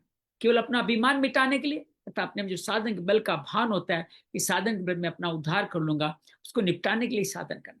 तात्पर्य भगवान की प्राप्ति साधन करने से नहीं होती, प्रत्युत साधन का अभिमान गलने से होता है। साधन का अभिमान गल जाने से साधक भगवान की शुद्ध कृपा असर होती है, अर्थात उस कृपा के आने में कोई आड़े नहीं रहती और उस भगवान की प्राप्ति हो जाती। ज्ञातुम दृष्टुम तत्वेन प्रवेष्टम, ऐसे अनन्य भक्ति से मैं तत्व से जाना जा सकता हूँ, अनन्य भक्ति से देखा जा सकता है, अनन्य भक्ति से प्राप्त किया जा सकता है। ज्ञान के द्वारा भगवान को तत्व से जाना जा सकता है और प्राप्त किया जा सकता है। ये 18वें अध्याय का 55वां श्लोक में लिखा गया। ज्ञातुम कहने का तात्पर्य मैं जैसा जैसा वैसा जानने में आता हूँ। जानने का अर्थ ये नहीं है कि मैं उसकी बुद्धि के अंतर्गत आ जाता हूँ, परंतु उसकी जानने की शक्ति मेरे से परिपूर्ण हो जाती है। अर्थात मेरे वासुदेव सर्वम सद सच्चाम, इस पर वास्तविक से जान ले। दृष्टुम कहने का तात्पर्य समग्र रूप से विष्णु राम कृष्ण किसी भी रूप में देखना चाहिए मेरे को देख सकता है, सब कुछ इंक्लूड है पैकेज के अंदर। जब अनन्य भक्ति हो, जिस रूप में चाहो भगवान हर रूप में आपको दिख जाएंगे। प्रविष्टुम का तात्पर्य है भगवान से अपने अभिन्नता का अनुभव कर लेता है, भगवान नित्य लीला में प्रवेश हो जाता है। ऐसे बहुत भक्त है जो भगवान नित्य लीला में कोई रास करता था, कोई भगवान को भोजन कराता था।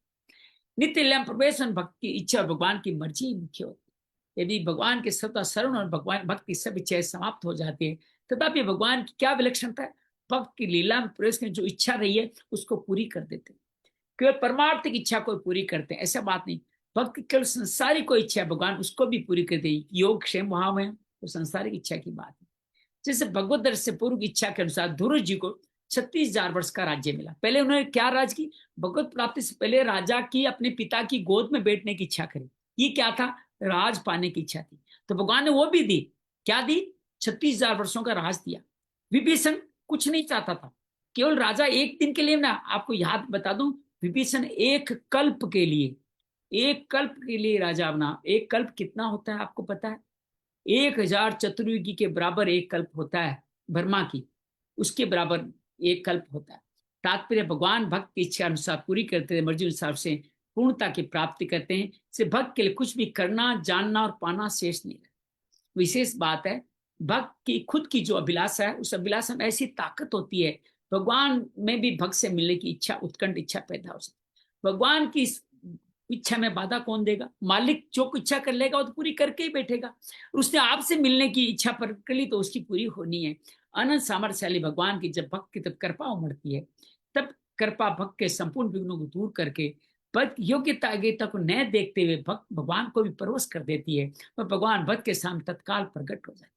भगवान कब प्रकट होंगे ये विधि यहाँ बताई गई, समझ लीजिए। आपको प्रकट करना है तो ये भी आपको प्रकट इच्छा करनी होगी, उत्कट अभिलाषा भगवान की आप में हो जाए, मैं आपसे मिलना चाहता हूँ। बहुत बार ऐसा भाव मन में आता है कि भगवान ही क्यों न मिलने आए, भगवान बस आप ही मिलने आ जाओ, आपसे मैं क्या मिलने आऊं बार बार, आप मेरे अंदर ही हो, मैं कहाँ मिलने जाऊं, किस मंदिर में जाऊं, अब तो बस आप ही से शरीर आ जाओ। ये उत्कंठ इच्छा जब उपलब्ध होती है तो भगवान इसकी योग्यता आप सोचो मैं कितना पापी हूं, मैंने कितने गलत कार्य किए, मुझे भगवान कैसे आ सकते हैं मेरे सामने। ये भगवान जब आपकी इच्छा इतनी उत्कंठ हो, जिसके सारे आपका जीना मरना ही कोई मायने नहीं रखता हो, तो भगवान इच्छा जरूर पूरी करते हैं। आपकी उत्कंठ इच्छा, रहस्य की बात बता रहा हूं, आपकी जो उत्कंठ इच्छा है वो भगवान की उत्कंठ इच्छा बन जाती है। तो फिर आप भगवान से नहीं मिलना चाहते, भगवान आपसे मिलना चाहते हैं और आपके सामने प्रकट हो जाते हैं। तो बड़ा अद्भुत भाव है। परिशिष्ट का भाव जब भगवान ने ज्ञान की परिनिष्ठा बताई है, वहां ज्ञान से क्या है, जानना और प्रवेश करना, दो ही बताए। ज्ञान को से जान लो भगवान को और भगवान में प्रवेश कर लो, अर्थात मुक्ति पा जाओ। लेकिन ततो माँ तत्व तो ज्ञाता विश्व तदंतरम, 18वां अध्याय 25वें अध्याय का। परंतु भक्ति से क्या होता है, भगवान को जान सकते हो, देख सकते हो और उनमें प्रवेश कर सकते हो, तब भक्ति में हो सकते हो। तो भक्ति से भगवान के दर्शन भी हो सकते हैं। यहाँ भक्त की विशेषता, जबकि ज्ञान की प्रकाष्ठा होने पर भगवान के दर्शन नहीं होता। अतः भक्त की विशेष में भक्ति में समग्र की प्राप्ति है। ब्रह्म की प्राप्ति में जानना और प्रवेश करना, ये दो बातें हो सकती है, पर समग्र की प्राप्ति में जानना, प्रवेश करना और देखना, ये तीनों बातें होती है। पहले में जानना प्रवेश, ये ज्ञान की बातें, लेकिन देखना सिर्फ भक्त के लिए संभव है।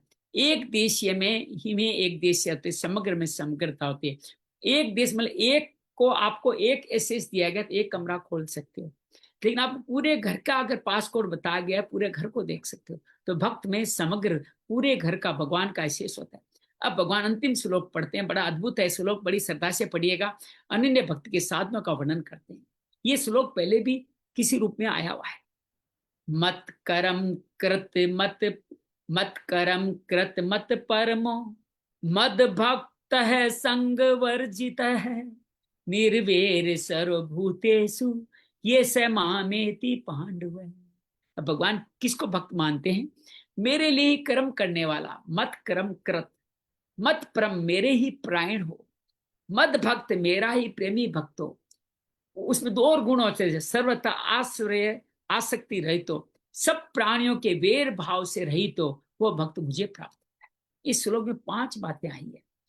इस पांचों को साधन पंचक भी कहते हैं, नोट कर लीजिए, बड़ी सुंदर में लिख के भी भेजूंगा। इन बातों को साधक पंचक कहते हैं। इन 5 बातों में 2 विभाग है। पहला भगवान के साथ घनिष्ठता, दूसरा संसार के साथ संबंध विच्छेद। जब भगवान के साथ घनिष्ठ हो जाओगे तो संसार के साथ संबंध विच्छेद तो कर ही लोगे। बड़ा मकान मिल गया तो छोटे मकान को छोड़ोगे कि नहीं छोड़ोगे? झोंपड़ी को छोड़ दोगे ना। ये शरीर झोंपड़ी है, भगवान को पाना विशाल मकान को पाना है। तो पहले विभाग में 3 बातें हैं, 3 योग्यताएं होनी चाहिए। मत क्रम कृत, मत परम, मद भक्त, ये 3 बातें। दूसरे विभाग में क्या है? संग वर्जित, निर्वेर, सर्वभूतेषु, ये 2 बात। मत क्रम कृत किसको कहते हैं? जो जप कीर्तन ध्यान सत्संग स्वाध्याय भगवत संबंधी कर्मों को वर्ण आश्रम देश काल परिस्थिति के अनुसार, जैसे वर्ण में हो, जैसे आश्रम में हो, जैसे शूद्र के लिए अलग तरह के नियम है, वैश्य के लिए अलग है, ब्राह्मण के अलग है, क्षत्रिय के अलग है, भारत में अलग है, भारत से बाहर अलग है। आप जहां जैसा वर्ण आश्रम देश काल है उसके अनुसार क्या करो? जप कीर्तन ध्यान स्वाध्याय सत्संग स्वाध्याय करो। हम चाइना में जाके भी आपसे जैसी सुविधा होती थी, जैसा समय होता था, उससे गीता का अध्ययन करते थे ना, तो वो करते थे प्राप्त लौकिक कर्मों को मेरे लिए, मेरी प्रसन्नता के लिए। ये सारे लौकिक कर्म ये करते अनुसार जो भी आपको लौकिक कर्म को केवल मेरी प्रसन्नता के लिए करता है वो मत कर्म कृत है। वास्तव में देखा जाए तो कर्म के परमार्थिक लौकिक 2 बाह्य रूप होते हैं, पर भीतर से सब कर्म केवल भगवान के लिए होते हैं। एक ही भाव रहता है, एक ही उद्देश्य रहते हैं। भक्त शरीर इंद्रिया मन बुद्धि से जो कुछ भी कर्म करता है सब भगवान के लिए करता है। उसके बाद शरीर मन बुद्धि इंद्रिय योग्यता करने की सामर्थ्य है आदि जो कुछ दिए सब भगवान की दी। वो कहता है मेरे को जो बुद्धि दिमाग दिया है वो सब आपने दिया है। जब सब कुछ देखो, एक मालिक आपको कार्य करने के लिए हथियार देता है, औजार देता है, या गुरुदीप जी योगा मैट देते हैं, या योग करने वाले टूल देते हैं, तो क्या वो खुद थोड़ी लेके चला जाएगा? वो गुरुदीप जी के हैं, वो कहते हैं भगवान के हैं, स्वयं भगवान का ही है। वह तो केवल भगवान की प्रसन्नता के लिए, भगवान की आज्ञा अनुसार, भगवान के दिव्य शक्ति से निमित्त मात्र बन के कार्य करता है। इसको ही कहते हैं मत कर्म कृत। हमें जो भी योग्यता मिली है हमारी नहीं है, ये मान जाओ। ये शरीर हमारा नहीं, इसकी योग्यता हमारे से की, सब भगवान की है। भगवान को अर्पित तो मत कर्म कृत, इसी को। अब मत परम को समझिए, जो मेरे को परमोत उत्कर्ष समझ करके मेरे ही प्राणत है। आप किसके प्राण होगे? जो आपको आपसे सर्वश्रेष्ठ लगेगा। तो भगवान के परम उत्कर्ष उसको मानिए, तभी तो आप मेरे प्राण रहोगे। अर्थात जिसका परम प्रापणीय परम ध्येय परम आश्रय केवल मैं हूं, ऐसे भक्त को मत परम कहा। अर्थात मेरे अलावा कोई, अनन्य भक्ति का ही रूप है ये मत भक्त, जो केवल मेरा भक्त है, जिसने मेरे साथ अटल संबंध जोड़ लिया। अन्य देवता नहीं, अन्य कोई विधि विधान नहीं, केवल मेरे अटल संबंध। उन देवताओं को भजन करते हुए भी भगवान का ही स्मरण करें। उन देवताओं में भगवान की छवि देखे। किसी व्यक्ति विशेष की सेवा कर रहे हैं, निष्काम कर्म कर, उस व्यक्ति विशेष में भगवान का स्वरूप देखे। किसी ज्ञानी संत से ज्ञान ले रहे हैं, उस ज्ञानी संत में भगवान का स्वरूप देखे। कण कण में भगवान देखे। भगवान कहूं केवल भगवान मेरे, मैं अन्य किसी का बनी हूं, अन्य कोई भी मेरा नहीं है। ऐसा होने से भगवान में अति से प्रेम हो जाता है, क्योंकि जो अपना होता है स्वतः प्रिय लेता है। प्रेम की जागृति अपनापन ही मुख्य। ये भक्त सब देश में, सब काल में, संपूर्ण वस्तु व्यक्तियों में अपने आप में सदा सर्वदा प्रभु को परिपूर्ण देखता है। इस दृष्टि से प्रभु सब देशों में होने से यहाँ भी है और सब काल में होने से अभी भी है। संपूर्ण वस्तु व्यक्तियों में होने से मेरे भी है, सबके होने से भी मेरे भी है। ऐसे भाव रखने वाला ही परम भक्त मद भक्त भगवान का भक्त कहला। अब 2 अन्य बातें इसको सिख धर्म के लोग बहुत सुंदर करते हैं। निर्वेर, निर्वेर क्या बोलते हैं सर? निर्वेर आगे कुछ और है, बड़ा सुंदर बोलते हैं। संग वर्जित निर्वेर सर्वभूतेषु, यह केवल भगवान के लिए कर्म करने से, भगवान के प्राण रहने से, केवल भगवान का भक्त बनने से क्या होगा? उसको फिर वर्णन करते हैं, वो संग वर्जित हो जाता है। अर्थात संसार में आसक्ति ममता कामना नहीं रहती। आसक्ति ममता कामना से संसार का संबंध होता है। भगवान में अनन्य प्रेम आसक्ति आदि का अत्यंत अभाव हो जाता है। याद कीजिए, निराशी निर्मम निर्ममता, ये 3 भाव यहाँ दोबारा आ गए। दूसरी बात, जब भक्त को मैं भगवान का इस वास्तविक अनुभव होता है तो तब उसका भगवान में प्रेम जागृत होता है। प्रेम जागृत होने पर राग का अत्यंत अभाव होता है। राग का अत्यंत अभाव होने पर सर्वत भगवत भाव होने से उसके शरीर के साथ कोई कितना ही दुर्व्यवहार करे, उसको मारे पीटे, उसका अनिष्ट करे, तो भी उसके हृदय में अनिष्ट करने वाले के प्रति किंचन मात्र भी वेर भाव उत्पन्न नहीं होता। उसे भगवान की ही मर्जी कृपा मानता है। ऐसे भगवान को निर्वेर सर्वभूतेषु कहा है। संग वर्जित है, निर्वेर सर्वभूतेषु। इन दोनों का वर्णन करने तात्पर्य है संसार से उसका संबंध विच्छेद हो जाता है।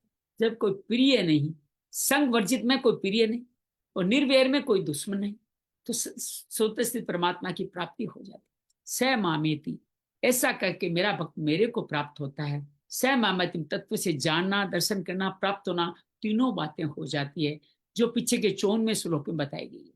तात्पर्य जिस वजह से मनुष्य जन्म हुआ है वो उद्देश्य सर्वथा पूर्ण हो जाता है।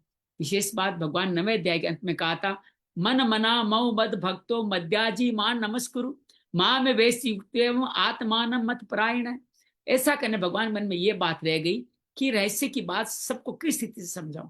9वें अध्याय के अंत में कहा, लेकिन ये बड़ा रहस्य है, मेरा भक्त कैसे बने, उसके लिए पहले विश्व अपनी विभूति पाद के दर्शन, विभूतियों के दर्शन कराए, विश्व रूप के दर्शन कराए। तो भगवान इसलिए 10वां और 11वां अध्याय भगवान ने कहा इसी श्लोक को प्रूव करने के लिए। जीव ने उत्पत्ति विनाश नित्य प्रकृति का, प्रकृति कार्य से शरीर संसार का सारा लेकर कहा। जिससे अविनाती अपरिवर्तनशील भगवान से वो विमुख होता जा रहा है। इस विमुखता को मिटाकर जीव को भगवान के सम्मुख करने में कुछ न कुछ चमत्कार चाहिए ना। तब आप चमत्कार को नमस्कार करते हो ना, तो भगवान विभूति और विश्व रूप दर्शन रूप में चमत्कार नमस्कार कराए ताकि आप भक्त बन जाओ। मनुष्य के पास 2 शक्तियां हैं, चिंतन करने की, देखने की। जो चिंतन करने की शक्ति उसको भगवान की विभूतियों में लगाना चाहिए। तात्पर्य जिस किसी वस्तु, व्यक्ति आदि में जो कुछ विशेषता, महत्ता, विलक्षण, अलौकिकता दिखे, मन चला जाता है आपको, किसी सुंदरता में मन चला गया, उस विशेषता आदि को भगवान के मान के वहां भगवान का चिंतन होना चाहिए। सपोज कीजिए एक पुरुष है, एक किसी स्त्री जाति को देखता है, उसके रूप सौंदर्य मोहित हो जाता है। भगवान क्या कहते हैं, उसमें तुम भगवान मुझको देख लो, अर्थात भाव बदल लो, उसकी सुंदरता में भगवान को देख लो, फिर उसकी कामना तक बुद्धि चली जाएगी। अर्जुन के बारे में बहुत सुंदर कही गई ये बात, ये कि अर्जुन जब उनकी देवताओं के इंद्र की सहायता करने के लिए देवलोक गया, जीत गया, तो अर्जुन ने वहीं पे रहने का मौका मिला। तो अर्जुन वहां पे बैठा था, तो वहां अप्सरा आई। कौन सी अप्सरा आई? उर्वशी अप्सरा आई। उर्वशी अप्सरा के अर्जुन को रिझाना चाहा, अर्जुन को रिझाना चाह कि अर्जुन से मैं क्यों ना शादी कर लूं, अप्सराओं के लिए बहुत सहज है। लेकिन अर्जुन ने क्या कहा, अपनी दृष्टि को से बदल के मातृत्व भाव देखा, उर्वशी में मातृत्व भाव देखा और मां की तरह उनको नमस्कार किया।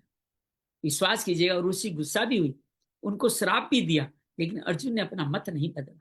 तो इस तरह भगवान जहां भी योग्यता दिखे वह भगवान के रूप मान के आपको चिंतन, ये 10वां अध्याय में कहा गया।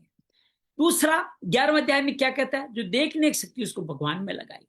जैसे भगवान दिव्य अनासी विराट रूप, अनेक रूप, अनेक आकृतियां, अनेक तरह दृश्य है, ऐसे संसार भी उस विराट रूप का अंग है। अनेक नाम, अनेक रूप, आकृति के आदि के रूप परमात्मा है। परमात्मा पर हर एक व्यक्ति में, गुरदीप में भगवान श्री कृष्ण है, अंजलि में भगवान श्री कृष्ण है, मीनाक्षी में भगवान श्री कृष्ण है। उन सबको देखें, परमात्मा अपना परिपूर्ण, इस सबको परमात्मा देख भगवान ने 11वां अध्याय का।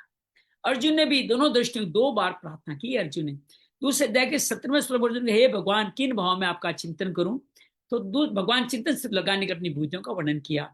11वें अध्याय के अर्जुन ने कहा, मैं आपके रूप को देखना चाहता हूं। भगवान विश्व रूप दिखाया, दिव्य चक्षु भी दिए। तात्पर्य है साधु को अपने चिंतन दर्शन शक्ति को भगवान के सिवा दूसरी किसी भी जगह खर्च नहीं करनी चाहिए। अर्थात साधक चिंतन करे तो परमात्मा का चिंतन करे, और जिस किसी को देखे उसको परमात्मा स्वरूप ही देखे। पूरे श्लोक और पूरे 11वें अध्याय का सार यह है, जिस भक्ति से भगवान चतुर्थ रूप से देखा जा सकते हैं, उस भक्ति का स्वरूप बताते मनुष्य संसार संबंध छेद कर सर्वथा मेरे प्रायण हो जाए। मत कर्म कर, स्थूल शरीर से भगवान के प्रायण होना ही मत कर्म। ये स्थूल शरीर का काम है, भगवान के लिए ही कार्य करना, स्थूल शरीर का कार्य। मत परम, ये सूक्ष्म शरीर कारण शरीर से किया जाता है, भगवान के प्रायण हो जाए। मत भक्त के सोम से भगवान के प्राण, मैं स्वयं भगवान का हूं, भगवान मेरे हैं, ये स्वयं की स्वीकृति। स मामेति पदों से समग्र की प्राप्ति हो जाती है। ओम तत्सदिति श्रीमद्भगवद्गीतासु उपनिषत्सु ब्रह्म विद्यायाम योग शास्त्रे श्री कृष्णार्जुन संवादे विश्व दर्शन रूप योगो नाम एकादशो अध्याय। श्री कृष्णार्पणमस्तु। हरिये नमः, हरिये नमः, हरिये नमः।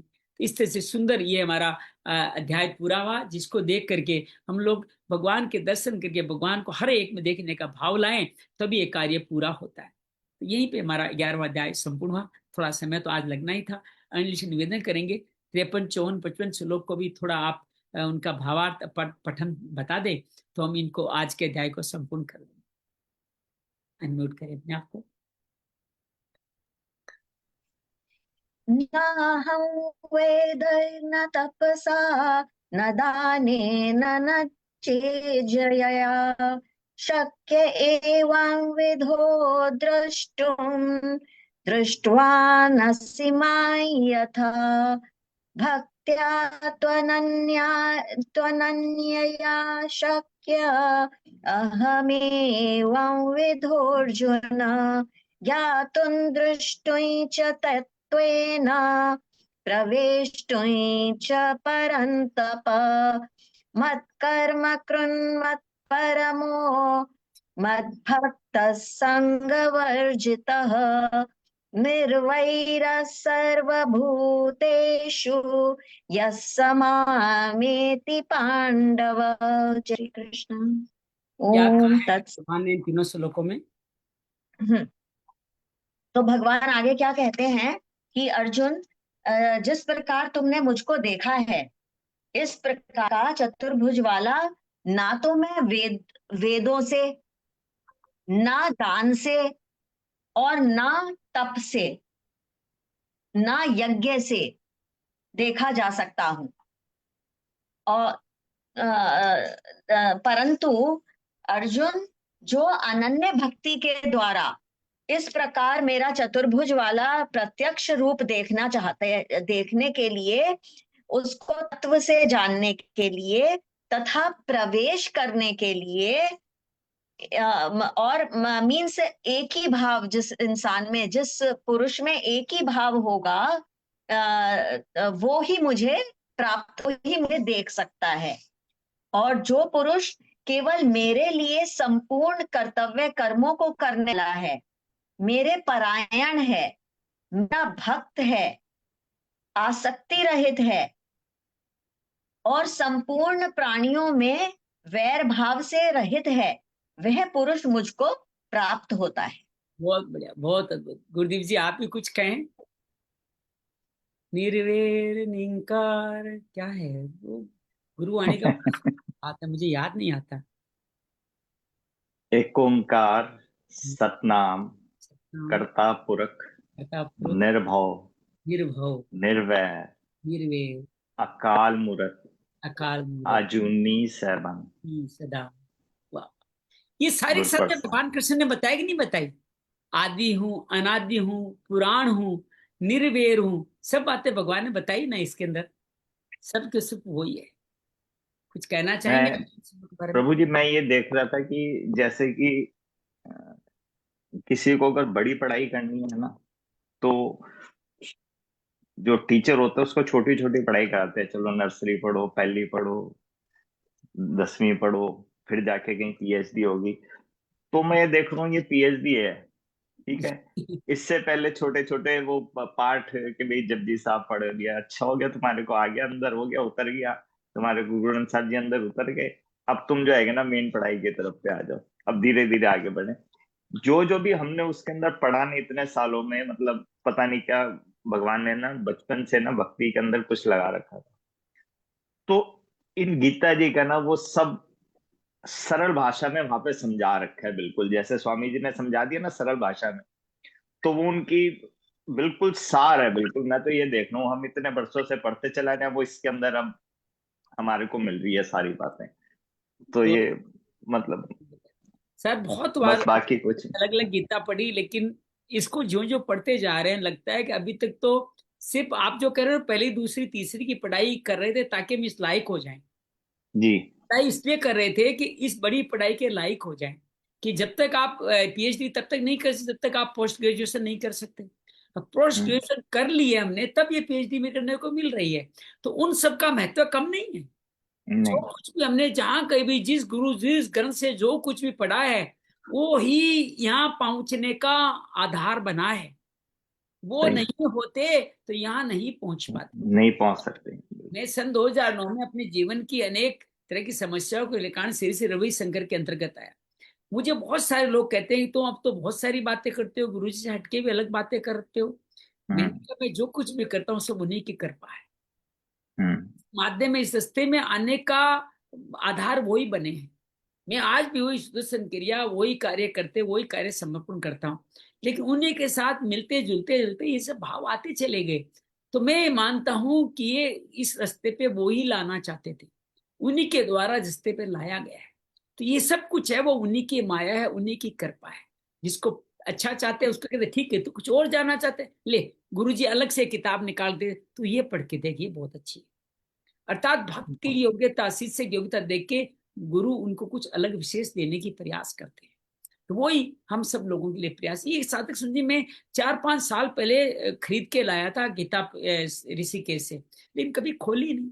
अचानक एक संत ने कहा कि इसको पढ़ो, और विश्वास कीजिएगा पढ़ते पढ़ते ही 5-6 अध्याय पढ़े होंगे, मन में भाव आया कि ये समझ में ऐसे नहीं आएगी जब तक गुरुदीप जी अंजलि जैसे भक्तों के साथ इसको बांट नहीं लूंगा। वो ये मेरे भगवान बनके, मेरे गुरु बनके मुझ में स्थापित करेंगे। बोध्यंत कथयंत कैन बोध कथ, जो बोधन करेंगे, जो कथयंत करेंगे, उसी से प्रेम भक्ति मिलेगी। तो ये बहुत अद्भुत भाव है।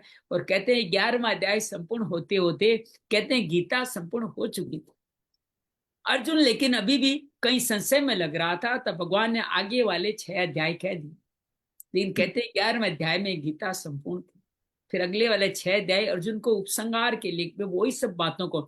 अब भक्ति योगी तो कह रहे हैं ज्ञान योग क्या है, ज्ञान विज्ञान योग क्या है, राज विद्या राजगुह्य योग क्या है, विभूति दर्शन किसको होगा, अनन्य भक्त को होगा, विश्व रूप दर्शन किसको, भक्त। अब भक्ति योग अलग से क्या कहना। बस इन्हीं चारों अध्यायों को सार स्वरूप वहां समझा दिया भक्ति योग में, जहां हम कल प्रवेश करने वाले हैं। लेकिन भक्ति योग की व्याख्या स्वामी रामकृष्ण ने बहुत विलक्षण करी। कई दिन तो हम एक श्लोक ही कर पाएंगे, इतनी बड़ी व्याख्या कई श्लोकों की दी है। हमें भक्ति योग सहज लगता है। मैंने भी गीता परिवार से अंजलि की तरह, गुरु की तरह 12वां अध्याय से पढ़ना शुरू किया था। लेकिन अब यहाँ दोबारा, अब आपको क्या अनुभव हो रहा कि नहीं हो रहा कि भक्ति योग को ये सब पढ़े बिना समझा ही नहीं जा सकता। जब तक आप विश्व रूप ने क्या बोलते हैं अर्जुन विषाद योग में नहीं आओगे, तब तक आप भक्त नहीं बनोगे। आप ज्ञान योग में, कर्म योग में, संन्यास योग को और ये समाधि योग को, इनको सबको नहीं समझोगे, तब तक भक्तियों में कहाँ प्रवेश मिलेगा। ये ज्ञान विज्ञान सब कुछ परमात्मा परमात्मा कुछ नहीं है। तब अक्सर भ्रम को जानते हुए, अंत समय भगवान को जानने का महत्व जानते हुए ये सब जाना है, फिर उसको विभूतियों को भी जाना, फिर दर्शन किए, उसके बिना भक्त नहीं बना जा सकता। तो इसलिए भक्ति योग पढ़ने के लिए ये सब कुछ पाना आवश्यक है। महाराज श्री ने भी पहले 12वां अध्याय भक्ति योग ही लिखा, कि बाद में उनको एहसास हुआ कि नहीं, ये शुरू से ही लिखा जाना चाहिए। कई साल लगे, उन्होंने पूरी ग्रंथ को लिख करके फिर 12वां अध्याय जो लिखा था उसमें थोड़ा संयोजन एडिटिंग करके वापस इसमें डाल दिया। तो ये बड़ी अद्भुत कथा है 12वां अध्याय भक्ति योग तक पहुंचने की। तो भक्ति पराकाष्ठा है आदमी के जीवन की। वहां तक पहुंचने के लिए ये 11 कदम उठाने जरूरी है। 11 कदम कौन से? 5 ज्ञानेन्द्रियां, 5 कर्मेंद्रियां और 1 मन। इन 11 को भगवत प्रायण करना ही मत कर्म मत परम मद भक्त होना है। ये 11 अध्याय पढ़े बिना, 11 इंद्रियों को भगवान के ऊपर स्थापित करे बिना हम भक्त बन ही नहीं सकते। इसलिए 11 अध्याय पढ़ने के बाद में ही हमें योग्यता आता है कि 12वां अध्याय भक्ति योग पढ़ने में हम प्रवेश कर सके। वो प्रकाष्ठा है, अनन्य भक्ति, उससे बड़ा कुछ नहीं। उसको कल से हम देखेंगे, जानेंगे। आइए थोड़ा हल्का सा आंख बंद करके, मूंद करके भी देख लेते हैं इस भाव को। आराम से बैठ जाइए, स्थिरम सुखम आसनम, प्रसन्नता पूर्वक स्थिर हो जाइए। मुस्कान में परम पिता को, चतुर्भुज रूप को स्थापित कर लीजिए। हमारे प्राण शक्ति श्वासों में भी वही विराजित है। प्राण अपान को सम करके अर्धनमूलित आंखों से नासिका के द्वारों पे उसी भगवत के दर्शन करें। विश्व रूप से चतुर्भुज रूप, चतुर्भुज रूप जो देवताओं द्वारा भी जिसको देखेंगे लालायित है। अर्थात उनको अपने समस्त सामर्थ्य के द्वारा, समस्त पुण्यों के द्वारा देव लोग पधारे हैं, लेकिन उनको भी ये देखने के लिए संभव नहीं है। भगवान कहते हैं वेद, यज्ञ, शास्त्रों का अध्ययन, तप, दान, समस्त क्रिया कुछ भी कर करके भी आप भगवान का चतुर्भुज रूप नहीं देख सकते। ये समस्त क्रियाएं आपको मुक्ति दिला सकती है।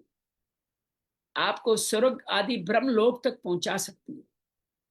और आपकी इनमें अगर रुचि नहीं रही तो आपको परम धाम तक पहुंचा सकती है, मोक्ष दिला सकती है, लेकिन भगवान के दर्शन नहीं करा सकती। ज्ञान योगी भगवान को जान सकता है, लेकिन उनमें प्रवेश नहीं कर सकता। भक्ति जान सकता है, प्रवेश कर सकता है और देख भी सकता है। ये चतुर्भुज रूप सिर्फ अनन्य भक्ति से ही देखा जा सकता है। अनन्य, भगवान के सिवा कुछ नहीं।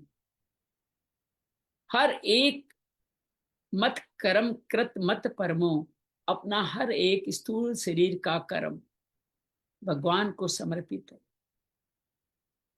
चाहे आप कोई कार्य करें, चाहे प्रसाद ग्रहण करें, सेवा कार्य करें, तप करें, सब कुछ भगवान को ही समर्पण करें। मत कर्म कृत मत परमो, अर्थात भगवान को मद भक्त, मत भगवान को ही समस्त परम मानते हुए भगवान को ही समर्पण कर दें अपने मन बुद्धि चित्त अहंकार को। जब तक मन बुद्धि चित्त अहंकार का समर्पण नहीं होता, भगवान नहीं देखे जा सकते। भगवान मन बुद्धि अहंकार के साथ देखे ही नहीं जा सकते।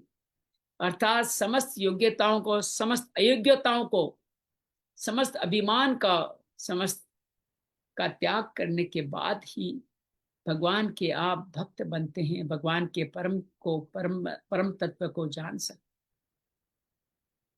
भगवान के सिवा कोई कुछ नहीं। मैं श्री हरि का हूं, श्री हरि मेरे हैं। मैं श्री हरि का ही काम करता हूं, श्री हरि के ही दरबार में रहता हूं, श्री हरि का ही प्रसाद पाता हूं, मैं श्री हरि की ही सेवा करता हूं। और ये सब करने के लिए दो योग्यताएं, संग वर्जित है, अर्थात किसी भी तरह के व्यक्ति पदार्थ में आसक्ति न हो। निर्वैर, अर्थात द्वेष भाव भी नहीं हो। राग और द्वेष ही संग वर्जित है, निर्वैर के स्वरूप है। आपका कोई बड़े से बड़ा दुश्मन हो, आपके परिवार का अकल्याण कर दिया हो, उस व्यक्ति में भी क्या भगवत दर्शन कर सकते हैं क्या? ये भाव जब आ जाता है तो अहंकार भी गलित हो जाता है। निर्वैर, उसके द्वारा प्रतिकूल परिस्थितियां भी भगवान की ही हमारे लिए कृपा का भोग है, ऐसा मानते हुए हर व्यक्ति के रूप में निर्वैर शब्द को जब हम जीवन में धारण कर लेते हैं, तभी हम अनन्य भक्ति वाले मद भक्त, मत परम, मत क्रम कृत बन पाते हैं, जिसके लिए भगवान सदा ही सुलभ है। हे परम परमात्मा, हम आपके लिए जिए, सब में आपको देखें, आपके अलावा किसी का भी के प्रति हमारा अनन्य चिंतन न हो, आपका ही अनन्य चिंतन करें। हर एक प्राणी में आपको देख सके, ऐसी शक्ति प्रदान करें। हर एक से हम प्रेम से मिल सके। जिसने हमारा किसी भी तरह से बुरा किया हो, उसमें भी आपका स्वरूप देख सके। वो तो बेचारा एक माध्यम है, आप ही हमारे ऊपर कृपा का भोग करना चाहते हैं, हमारी परीक्षा लेना चाहते हैं, उस व्यक्ति को माध्यम बनाया है। ऐसे भगवान के अनेक दृष्टांत है। भगवान ने भक्तों की परीक्षा ली है। हरिश्चंद्र की परीक्षा चांडाल बना करके ली, उनके लिए सब कुछ उनसे मांगने का भाव किया। भगवान ये सारी की सारी परीक्षाएं अपनी कृपा का भोग कराने के लिए करता है, आपको भक्त प्रूव करने के लिए, भक्त साबित करने के लिए, तू मेरा भक्त हो जा, ये कहने के लिए करते हैं। भगवान की इस अनन्य भक्ति को नमन करते हुए, अनन्य भक्ति अपने अंदर अनुभव करते हुए, मैं आपका परम भक्त हूँ, मैं आपका श्रेष्ठ भक्त हूँ, इस भाव को स्थापित करते हुए विश्राम करें।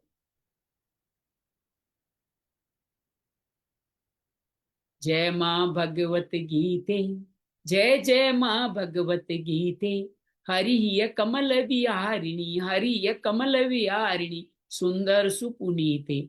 जय जय माँ भगवत गीते। दया सुधा बरसावनी, दया सुधा बरसावनी। मातु कृपा कीजे, मातु कृपा कीजे। हरिपद प्रेम दान कर, हरिपद प्रेम दान कर। अपनों कर लीजिए, भक्ति मोहे दीजिए। जय जय माँ भगवत गीते। योगेशम सचिदानंदम वासुदेव व्रज प्रियम धर्म संस्थापकम वीरम कृष्ण वंदे जगद्गुरु। श्री कृष्ण वंदे जगद्गुरु। शांति शांति शांति। बहुत अद्भुत साहब। 11 अध्याय पूरा होने की इतनी अत्यंत खुशी है कि आप कल्पना नहीं कर सकते। मुझे लगता था ये पड़ाव कब आएगा, नित्य स्तुति दोबारा पढ़ेंगे, इस अध्याय को कब पाएंगे। और आज इस अध्याय को पाने का मतलब है गीता के अब सचमुच उत्तरार्ध में प्रवेश कर। मैं 11 अध्याय तक पूर्वार्ध ही मानता हूँ। उत्तरार्ध अब आने वाला है। जब आप भक्त बन जाओगे तो भगवान आपको क्षेत्र क्षेत्रज्ञ भी दिखाएंगे, अपने 3 तरह से अपने सत्व रजस तमस का विभाजन दिखाएंगे, देवास और संपत्ति दिखाएंगे, अपने पुरुषोत्तम स्वरूप को दिखाएंगे। अंत में कह देंगे मेरी शरण आ जा, मैं तुम्हें मुक्त करूंगा, ये मेरी प्रतिज्ञा है। लेकिन कहेंगे तब जब 11 अध्याय का आप पूर्वार्ध पार करेंगे। पूर्वार्ध पार करने के आप और हम सबको बहुत सारी बधाई हो, बहुत सारा मंगल हो, मंगल हो। प्रभु जी, मीनाक्षी अभी आपने बोला कि आरुषि, सॉरी, हाँ हाँ, करे करे। बोलिए बोलिए। ये आरुषि और अर्जुन का क्या संवाद हुआ, उसको क्या, कहाँ से वो उर्वशी मिला? उर्वशी उर्वशी एक बार देवलोक में अर्जुन गए थे, तो वहां उनको जब बैठे थे किसी देव के उद्यान में, तो वहां उर्वशी आई। तो उन्होंने नृत्य वगैरह प्रस्तुत करके अर्जुन को रिझाने की कोशिश की, अर्थात अर्जुन के साथ प्रेम संबंध बनाने की कोशिश की। अर्जुन ने उस वक्त अपना भाव बदल लिया, उनका सौंदर्य देख करके उनमें मातृत्व भाव ले आए कि आप तो मेरी माता समान हो। ये कहते ही उस उर्वशी में को सुंदरता नहीं लिखी, अपनी माता कुंती का स्वरूप देखा। उर्वशी बहुत नाराज भी हुई और उर्वशी को स्त्री बनने का श्राप दिया, जिसको अर्जुन ने ब्रह्मला बन करके अज्ञातवास में भोगा। लेकिन फिर भी उसने उर्वशी को मातृत्व भाव से, इसलिए हम कभी भी जब कोई अच्छी वस्तु दिखाई दे, उस अच्छी वस्तु में हम भगवान का स्मरण करें। अंजलि अच्छा गा रही है, ये भगवान की माया है। गुरुदीप जी में भक्ति भाव और जो योग सिखाने की क्षमता है वो भगवान की माया है। तो भगवान का स्वरूप देख के देख 2 भाव होंगे। एक तो आपको उनके प्रति ईर्ष्या नहीं जगी, दूसरा जो ही आप उन्हें भगवान देखेंगे वो श्रेष्ठ होते चले जाएंगे और उनमें अभिमान भी नहीं है। मैं गुरुदीप जी अच्छा योग करते हैं, उनसे भगवत रूप देखता हूँ तो गुरुदीप जी और श्रेष्ठ होते चले जाएंगे। जब भगवान से श्रेष्ठ तो कुछ है ही नहीं ना। जब आपने भगवत रूप देख लिया तो आप श्रेष्ठ हो जाएं। अपने बच्चों को सदकर्मों पे लाने का एक बहुत सुंदर तरीका है, उनमें भगवत दर्शन करें, वो श्रेष्ठ होते चले जाए। तो बड़ा अद्भुत है गीता का सार सनातन। मैं कह रहा था मीनाक्षी जी, आप पूरे कार्यक्रम मौजूद थे, आप कौन हैं, कहाँ से आई है, क्या है अपना, अगर हो सके तो अपना दर्शन कराइए। आपका आने का बहुत सारा अभिनंदन है, आपका स्वागत है। संभवतः आप पहली बार आई हो, लेकिन उम्मीद है आप पहले भी गीता के अध्याय हमने वीडियो भेजे हैं, आपने उन सबको पढ़ा होगा, देखा होगा। उम्मीद करते हैं आप दोबारा भी पधारेंगे। बहुत बहुत धन्यवाद, बहुत धन्यवाद। आनंद रहे, मस्त रहे, आनंद रहे, मस्त रहे।